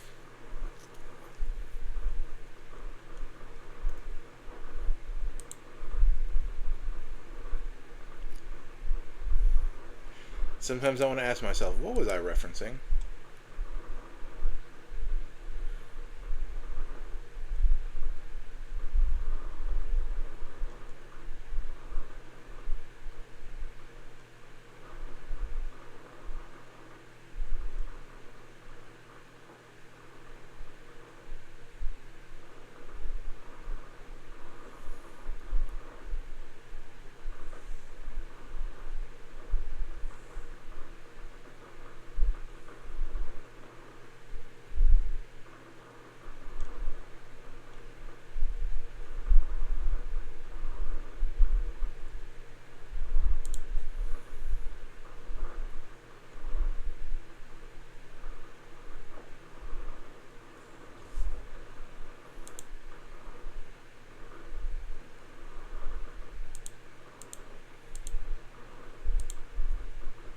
You get to watch a little bit of maintenance.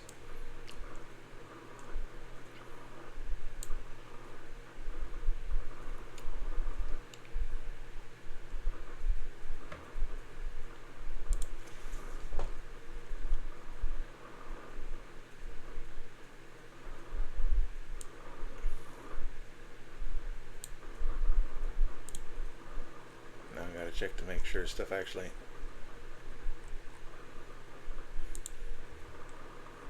Because that was mildly weird. You are guilds.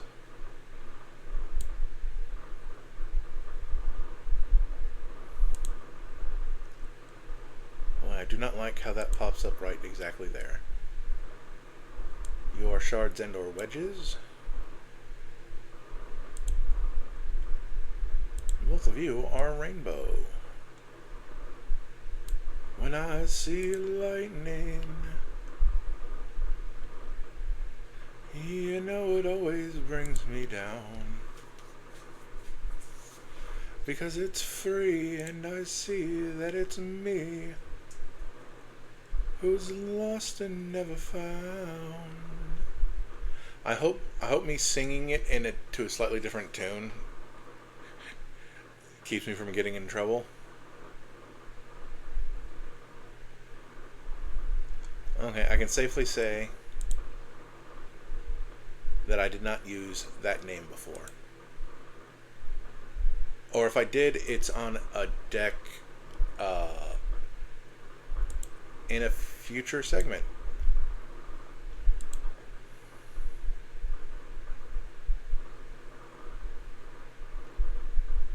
Nope.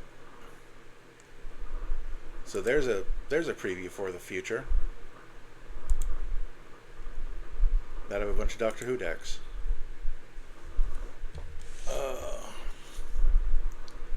I don't need this for what I'm about to do. So it's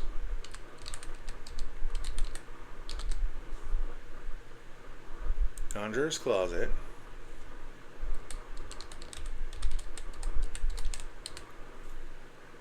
Teleportation Circle,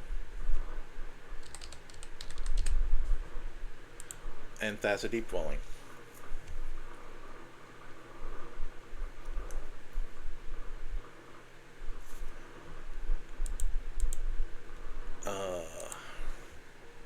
Is Harmonicon?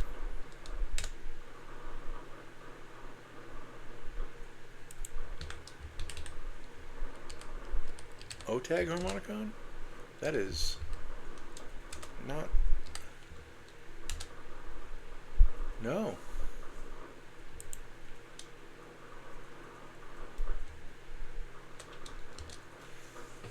I was really hoping that people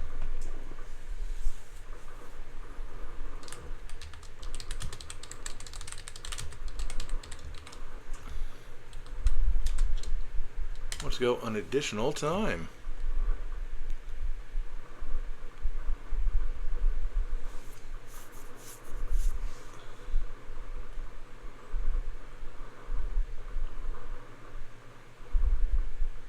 That's specifically legendary permanents.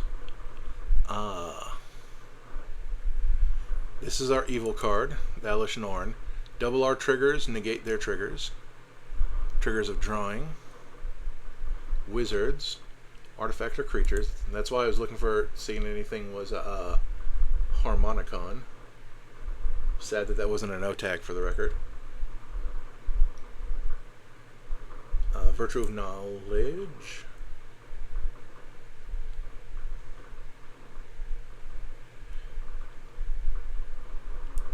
Entering. This is specific creature type, which doesn't matter for this.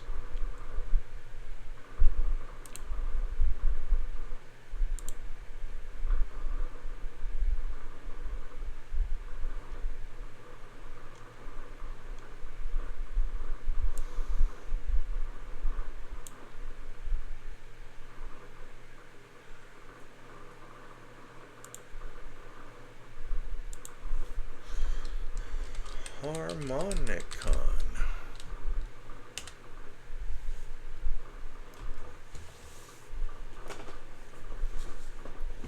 And then we'll leave Elish in stacks because, like, yeah.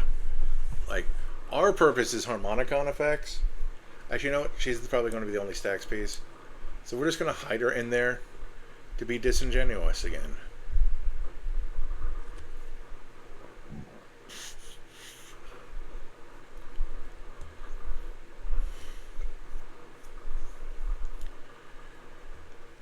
So now, well, let's put in our lands, and then our ramp, our removal, and then stuff that'll actually try to win the game. Let's go over to land base really quick. We'll figure out our islands and our plains. Command tower. Prairie stream. Plains are an island. 2 or more opponents. Reveal the plains from your hand. Hollowed fountain. Deserted beach. Yep, okay. That's the scry one. That's the bounce one. That's the useless one. That's fetch. I like Nimbus Maze.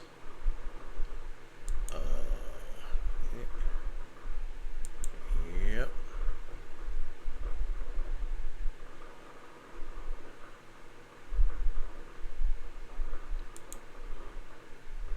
Ones that have basic land types, of course.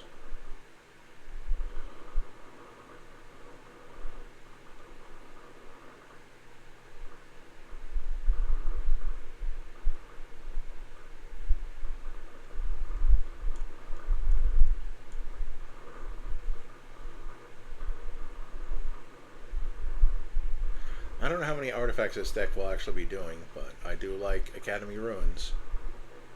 Because we have there's only 3 of these. There's Academy Ruins for artifacts. There's a Hall of Heliod's Generosity, I think, for enchantments. And the one for creatures that we saw earlier in this episode.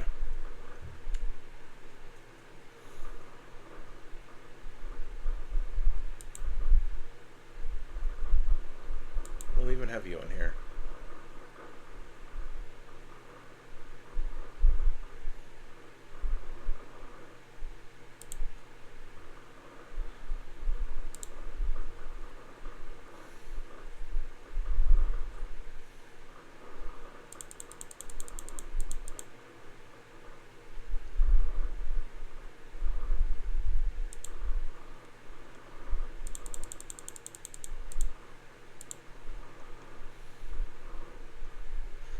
Okay, we can have more lands.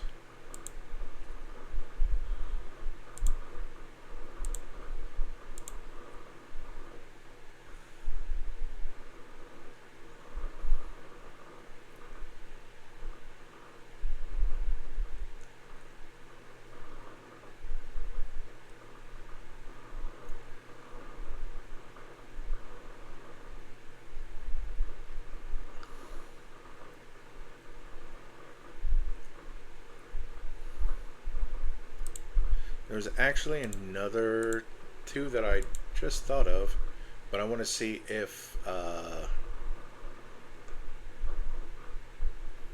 Architect will give them to me without me having to look them up.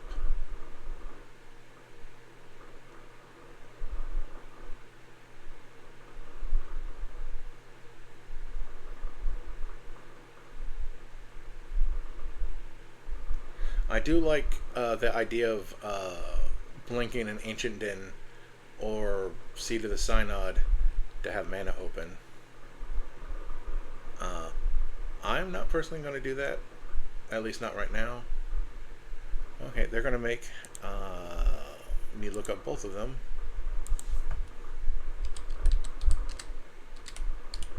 Which is fine, because I know what they both are. I just need to remember how to spell it. Oh.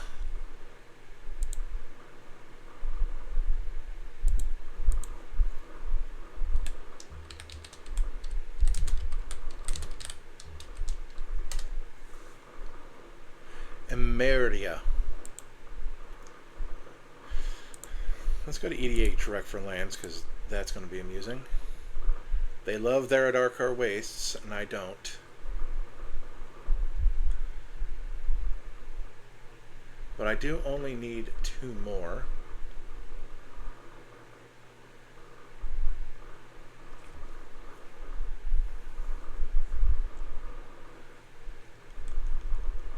So let's do the Mystic Gate the wastes, and maybe we'll gain life. Who knows? There we go. Now we're at 37.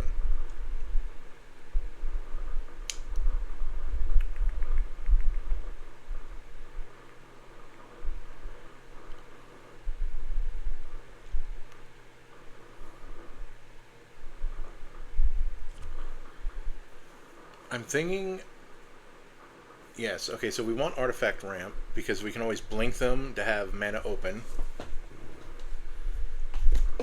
Gonna hydrate really quick.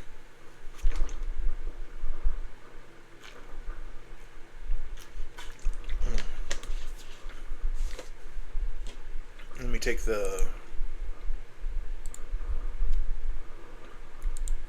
link really quick.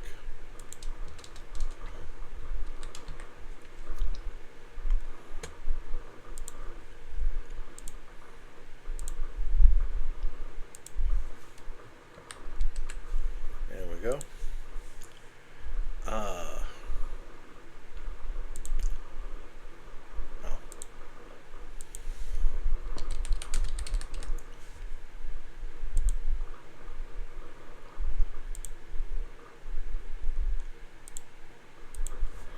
MV equals 2 T art. I put a minus in there for some reason. I think because I wanted to put minus T creature first. Add with a space so it knows I don't mean the word additional. Signet. Signet.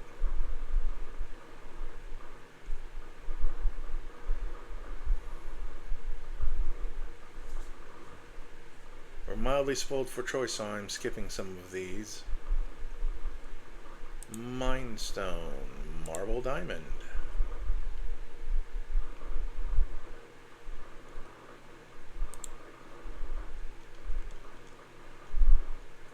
Thought Vessel. Talisman. Talisman. Iron Crag. So we could always turn it back into a mana rock at the end of our turn if we really need to. Sky Diamond. Where did that put us? Exactly 10 pieces of ramp. Look at that.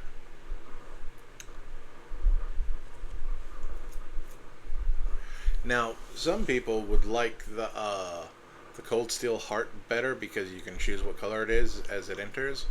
But I'm one of those people who gets buyer's remorse. So I'll play it, say blue, and then later in the game it was like, oh man, I know I needed blue then, but I really should have said white. But then again, but we can blink it. Oh man, I'm dumb. I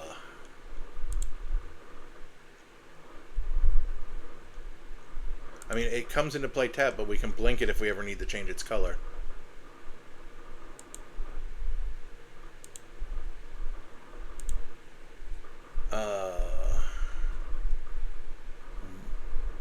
Which one will we take out? I like the Iron Crag. You know what? We'll get rid of the Mind Stone. There we go.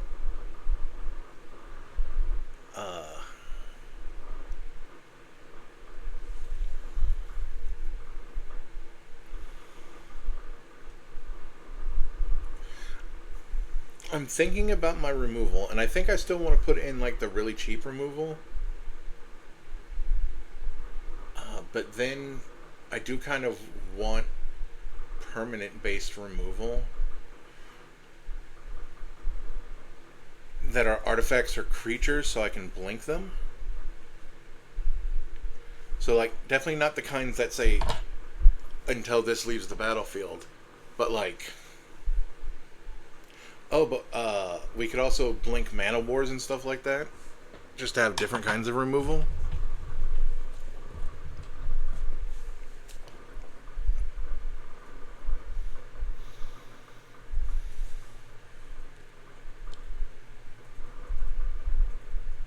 Oh, I just realized... Oh, man. Don and Leo, problem solvers, can blink themselves. Because they are a creature, and it does not say another creature. So there are a couple of things that we can go in here. So I am going. I gotta find the words first. Whoops. Commander enters. So, Tome of Legends. What is this search for dagger? Oh. Yeah, because... what's her face nicknames herself that? Whenever your commander enters or attacks, look at the top 6 cards of your library. You may reveal a legendary creature from among them, put into your hand. Rest in the bottom of your library in a random order.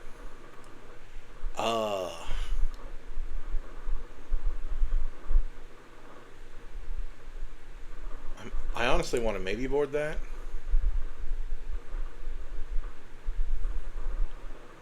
Add new copy to maybe board. Because it depends on how many more legendary things we get. Legendary creatures that are in the deck.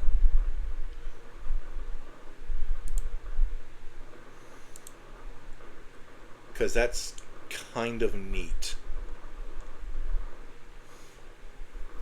Geez, I like the Final Fantasy set and I still don't know everything that's in it. Although that's from the Commander product, isn't it? Yeah.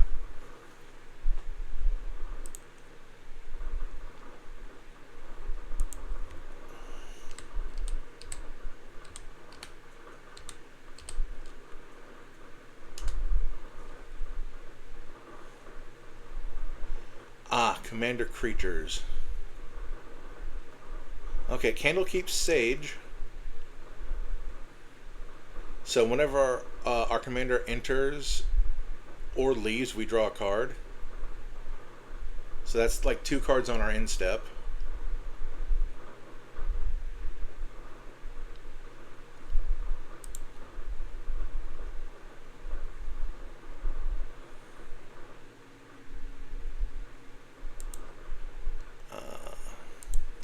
But that did give me some words.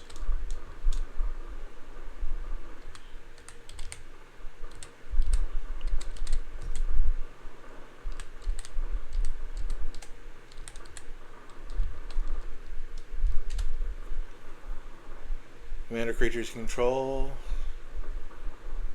are indestructible.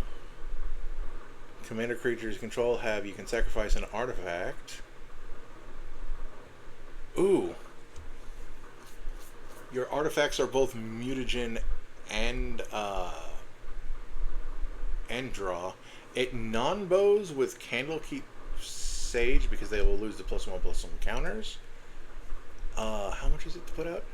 But they're both kind of worth to have it in. Oh wait, no. Let's.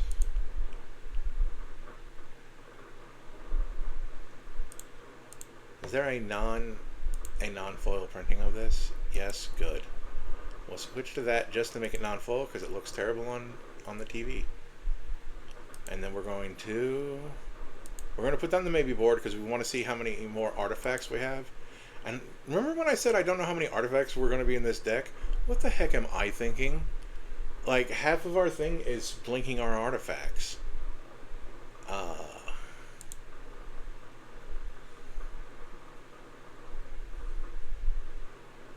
I'm not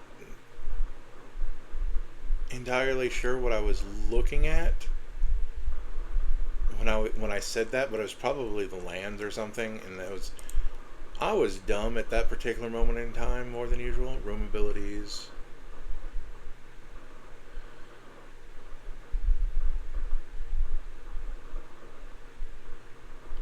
Oh, Far Traveler is an expensive version of that blink effect.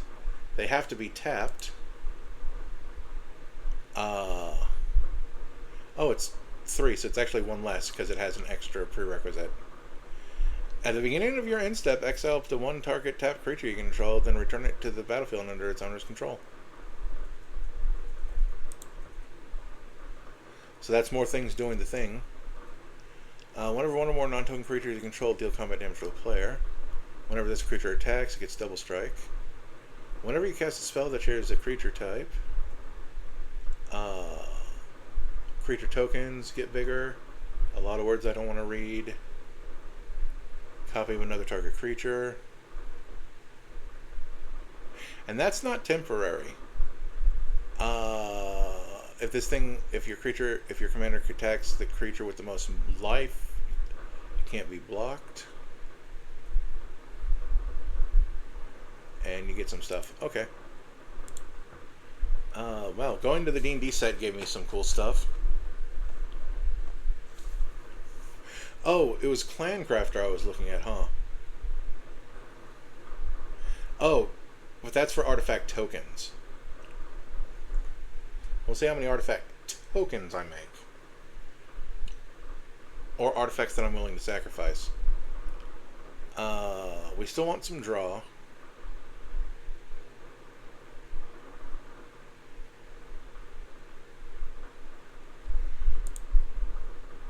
I am going to go to EDH Rec because this is just me being curious. Solemn Simulacrum to to ramp. That makes sense. Oh, and we can blink it. Yep, that makes sense. Enters or leaves, draw a card. Riptide Gearhulk. When this creature enters, for each opponent, put up to one target non-land permanent that player controls into its owner's library, third from the top. That's funny, but we're not going to do that. Oh, 2 life and draw a card for Circuit Mender.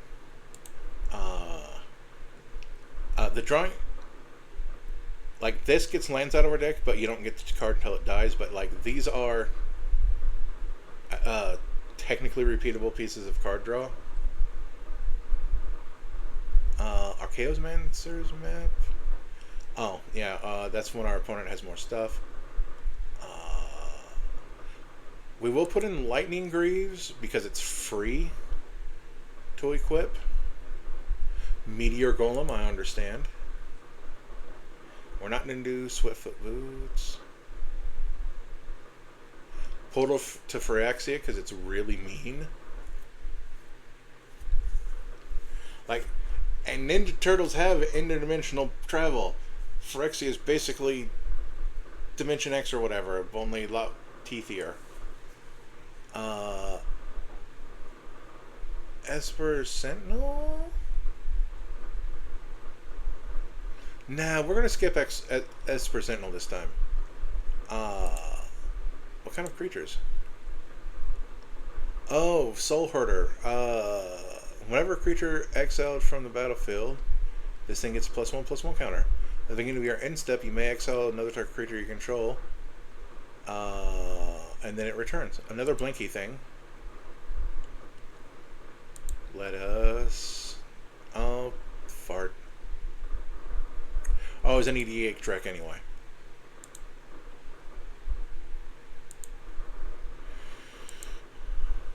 Okay. Archidec is giving us a problem. Or they themselves are not having the problem. Someone else is having a problem.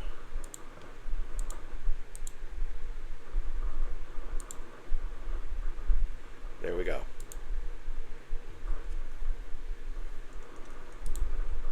Go to creatures, because I don't need their help with removal.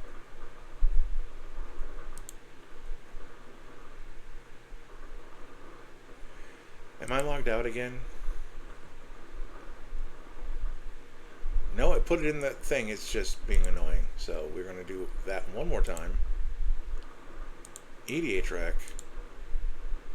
Creatures. Whenever one or more creatures you control leave the battlefield without dying, draw a card. Yep. This can destroy an artifact or enchantment. I like that.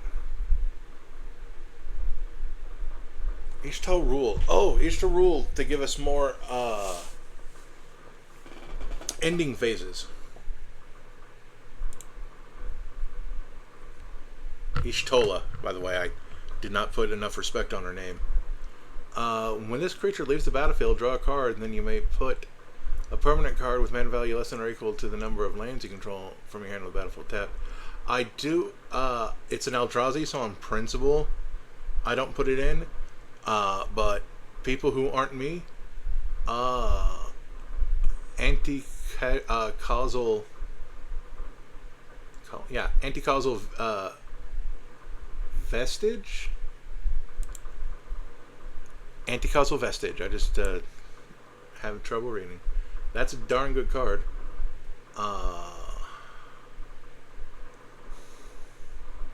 Oh, this silly Drake that untaps 5 lands.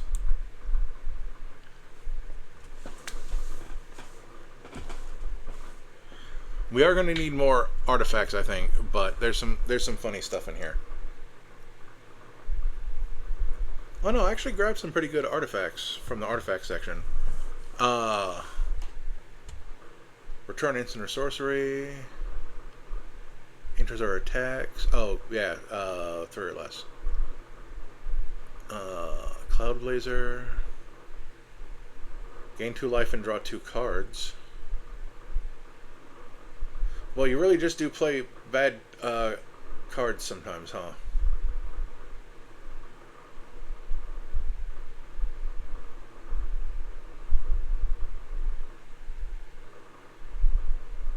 Oh, Preston the Vanisher to get weak copies of our stuff.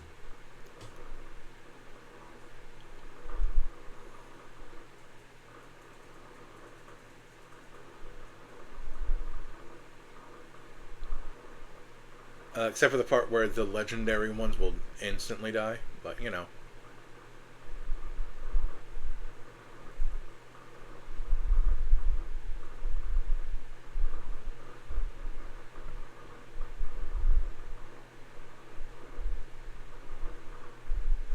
Oh, Felidar Guardian to get additional blinks.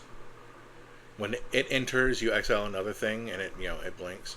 We're not putting Urza in here.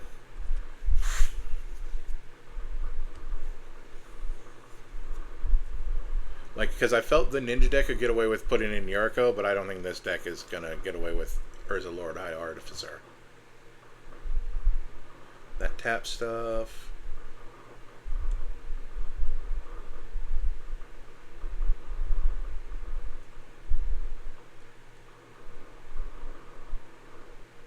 That's next end step, so I'm not interested in that. Enchantments. Oh yeah. Oh wow. The blue-white Don't Touch Me Suite. Propaganda in Ghostly Prison.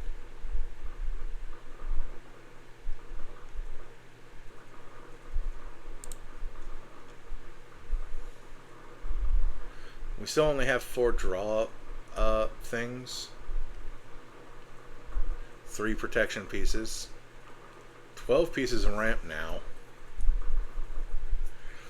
But considering how much 2 of them cost, I don't count them.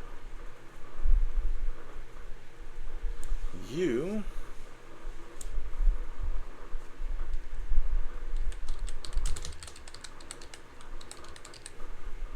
are Mass Disruption. Because that gets rid of 9 things. Well, up to, depending on what your opponents have. Although the 9 things might not be good if you're playing against tokens, but you know. The Blink section is looking nice. The Harmonicon section is not 100% necessary, but also nice. I think I'll dump that. And I'll dump that. We can always come back to it.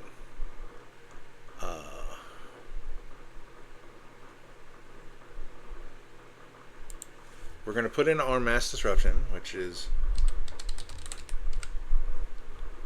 Aetherize.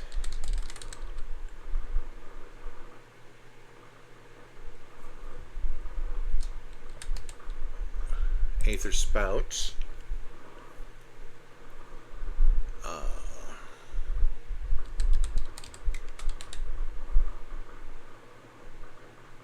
Settle the Wreckage.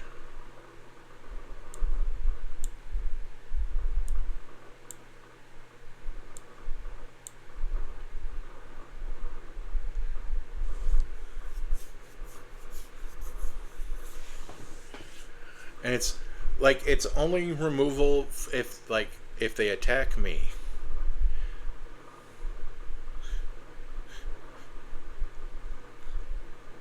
Or if I somehow need to save somebody else.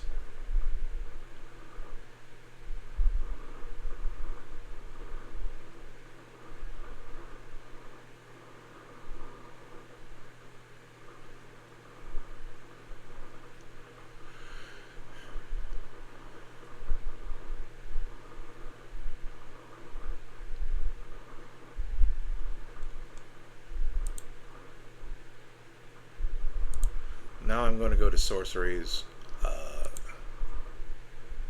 Not all creatures. Oh yeah, choose up to one target creature, then earthbend all other creatures. That's mildly good.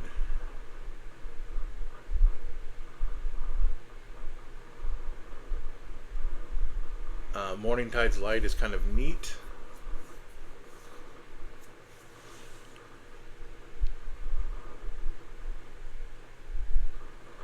Airbend all other creatures. Yeah, you know what? We're gonna Avatar's Wrath because that amuses me. Because they can cast them for 2, and we can cast our stuff for 2.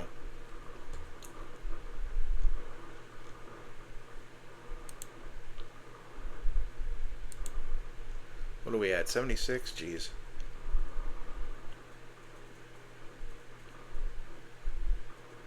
Oh, and of course I have to pull it out of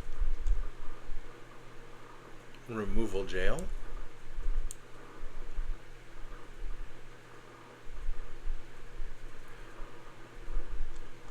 There's also Illusionist Gambit, but that redirects an attack, and that is useless if it's 1v1. So let's go to our regular removal suite. So T instant or whoops. Order CMC. Ordser.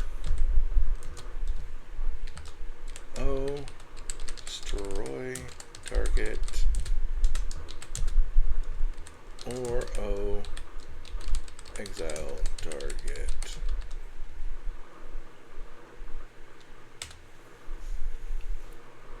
Oh, I forgot to close parentheses.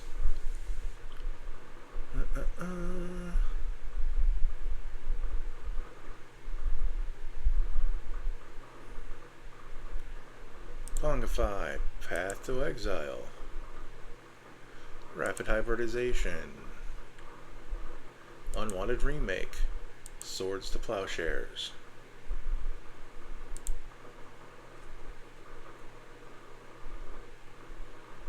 Bovine Intervention,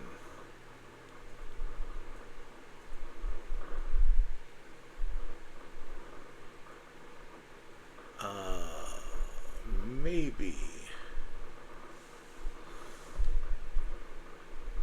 Oh, this is creature, enchantment, or planeswalker. And they get 2 map tokens, so that's Get Lost.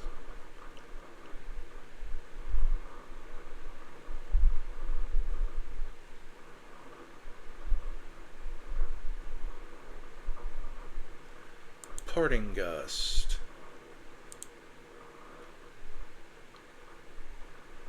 Reality Shift.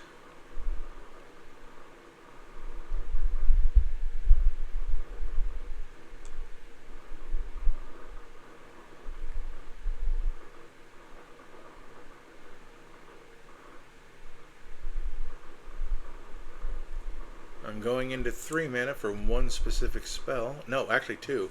Oh wait, 3, because that emergency exit, they get a lander token.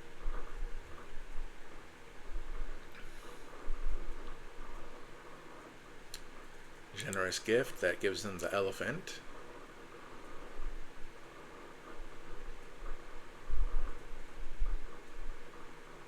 Stroke of Midnight gives them a human.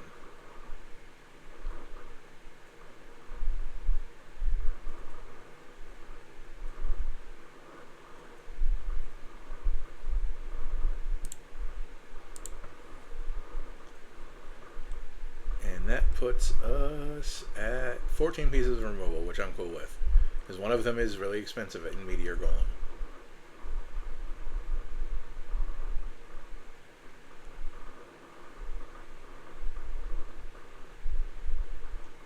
In fact, we might end up with more removal.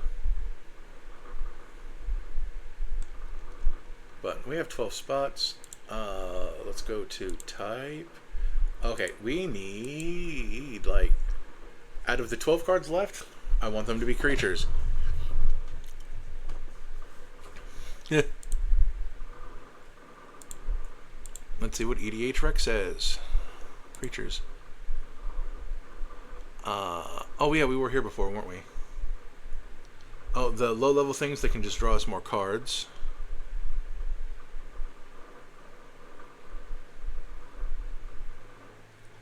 The better mana war because they can't return. They can't cast the thing that you returned.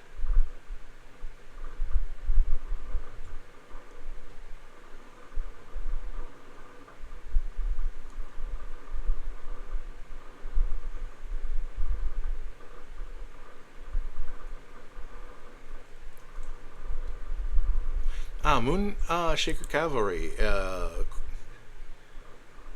The flying instead of trample crater hoof for white.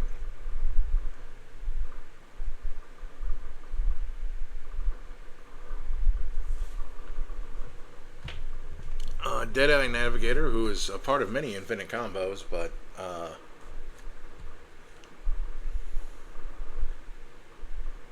don't think we're going to mess with that. Oh, summons.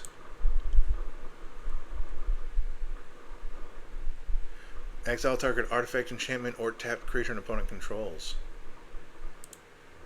Hold on.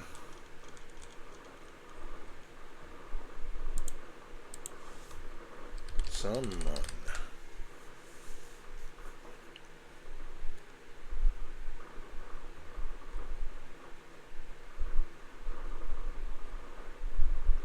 Summon Bahamut. I know it's expensive. Summon Knights of the Round.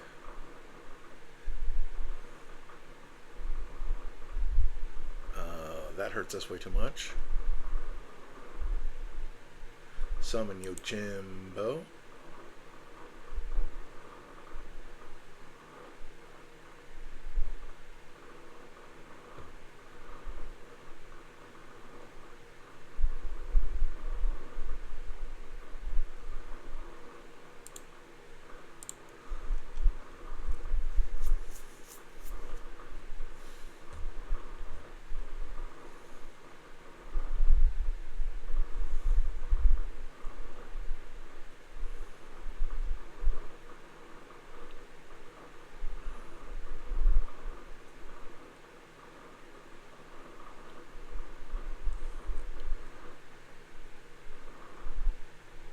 Like, eventually we wouldn't,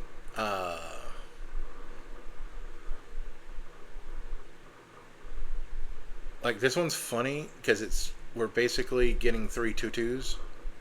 So this isn't, like, the best thing in the deck, I just think it's funny. Also, it by itself is indestructible. You know, it's just funny to do that. There's other things in this series with this Peregrine Drake. But, like, there's one, it's 2 and untaps 2. There's one that, like, costs way more than 5. But, like, this is the sweet spot of, yeah, you're casting it on turn 5 and then you get all your mana back for interaction.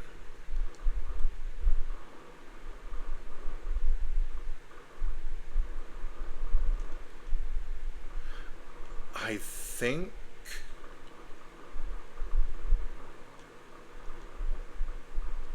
might fill out the end of this with more of those terrible low mana value card draw creatures. MV equals 2T creature O draw.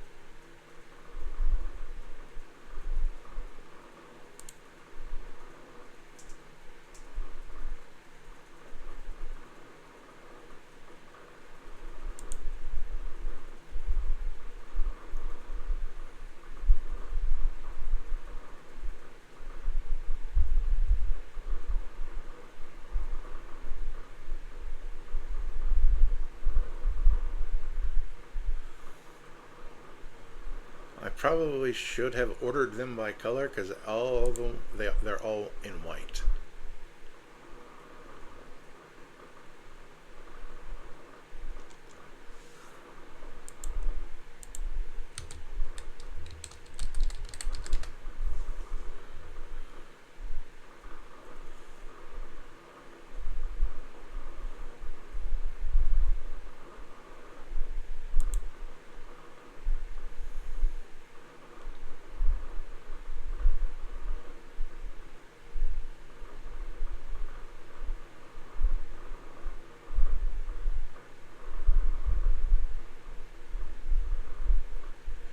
And Mall of Omens is the other one.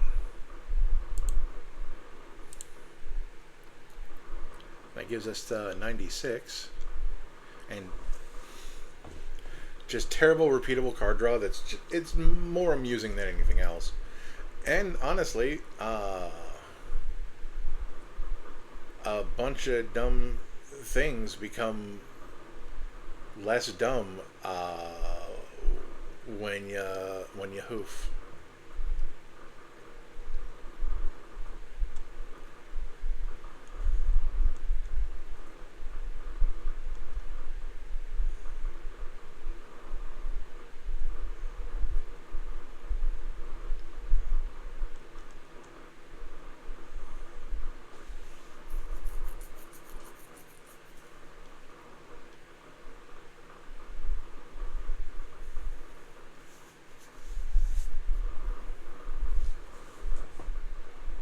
Part of me wants to put in like Mithril Coat to make Don and Leo indestructible, but I think I'll just risk it and just keep and just worry about them being having Shroud. That means that they can't hit themselves with their own ability. Timestamp how long it took me to figure that one out.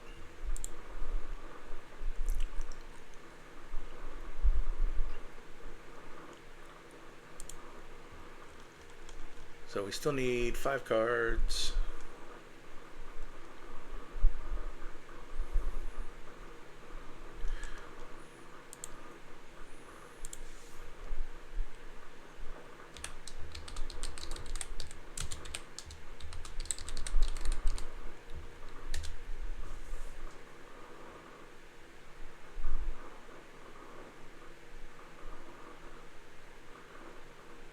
So yeah, now we're looking through things with enters the battlefield effects. -T land order CMC.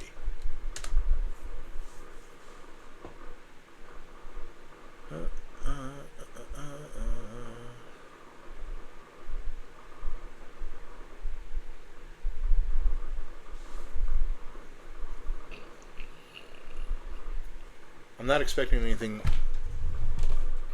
super impressive on this lower CMC end, but sometimes something pops out at you. Excuse me.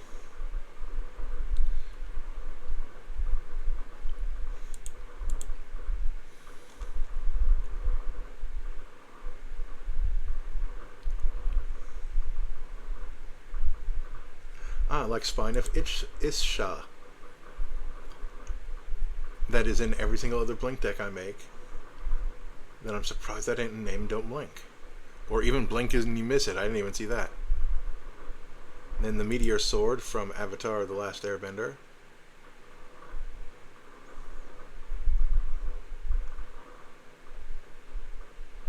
Destroy all tapped creatures, that's great.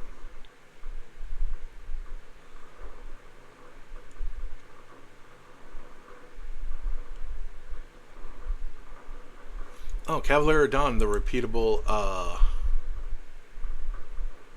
generous gift.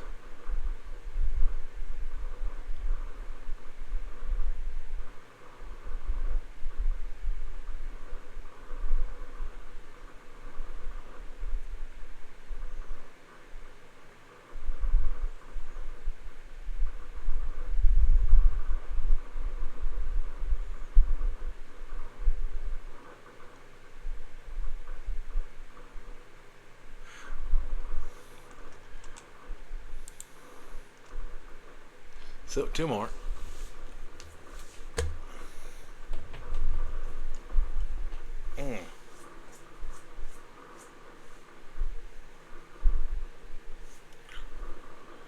Just kind of stretching my neck. Da, da, da, da, da, da, la, la, la.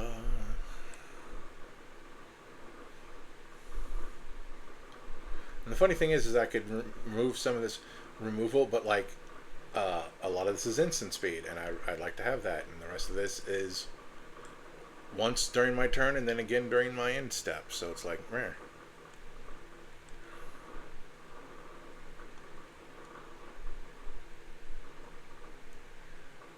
Meteor Sword getting printed did make me laugh, because it had the name Meteor in the name, they decided to have it do Meteor Golem's thing. That is incredible.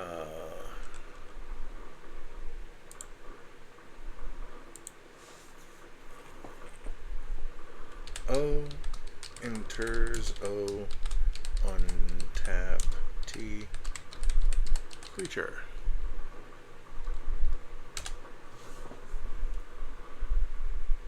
Oh yeah, we can blink this idiot to create a bunch of 3/2s.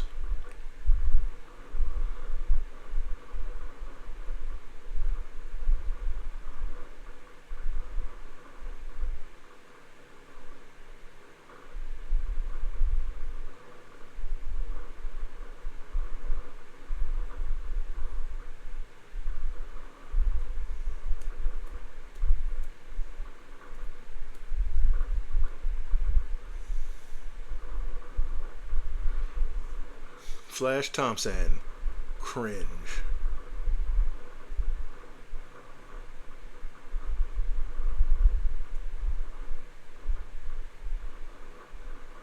Also, I kind of just realized the 2 things I wanted to put in to the deck. And they had nothing to do with blinking. Mangar the Diplomat and Trouble in Pairs. To theoretically draw cards when my opponents are taking too many game actions. So I guess our win con is outvalue our opponents, destroy all their stuff, steal stuff from their graveyard, and maybe Crackerhoof. Yeah. And I did record that over here. Yes, okay. That is it for this week. I can just close that entirely. Next week, I once again don't have a plan. Backgrounds are the D&D backgrounds. I've paired up every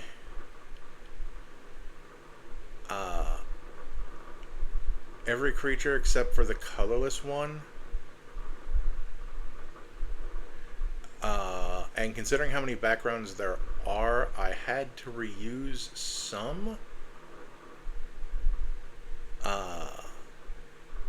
But I think it'll say in their name, like Lulu and Shadowheart share, their decks ended up very similar the way I built them. I don't know if they're using the same background or if I have alternate backgrounds. Like in this one, I know I have 3 backgrounds and all 3 of them, and like 2 of them are green creature, white background, and the other one is a white creature, green background. Yeah, because Ellen is white and the other 2 are green.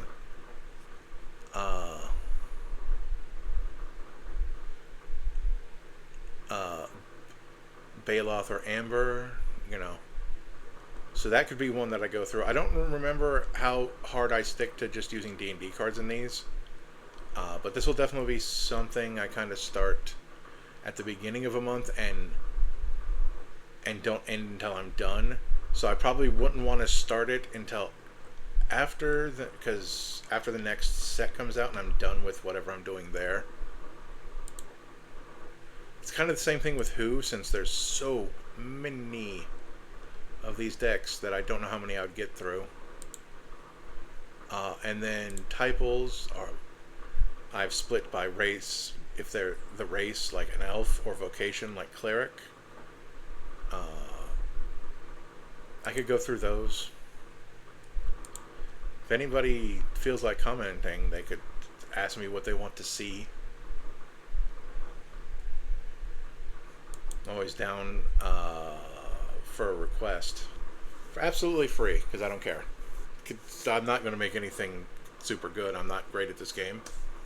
It's for both of our entertainment. And I'll do my best. See you next time.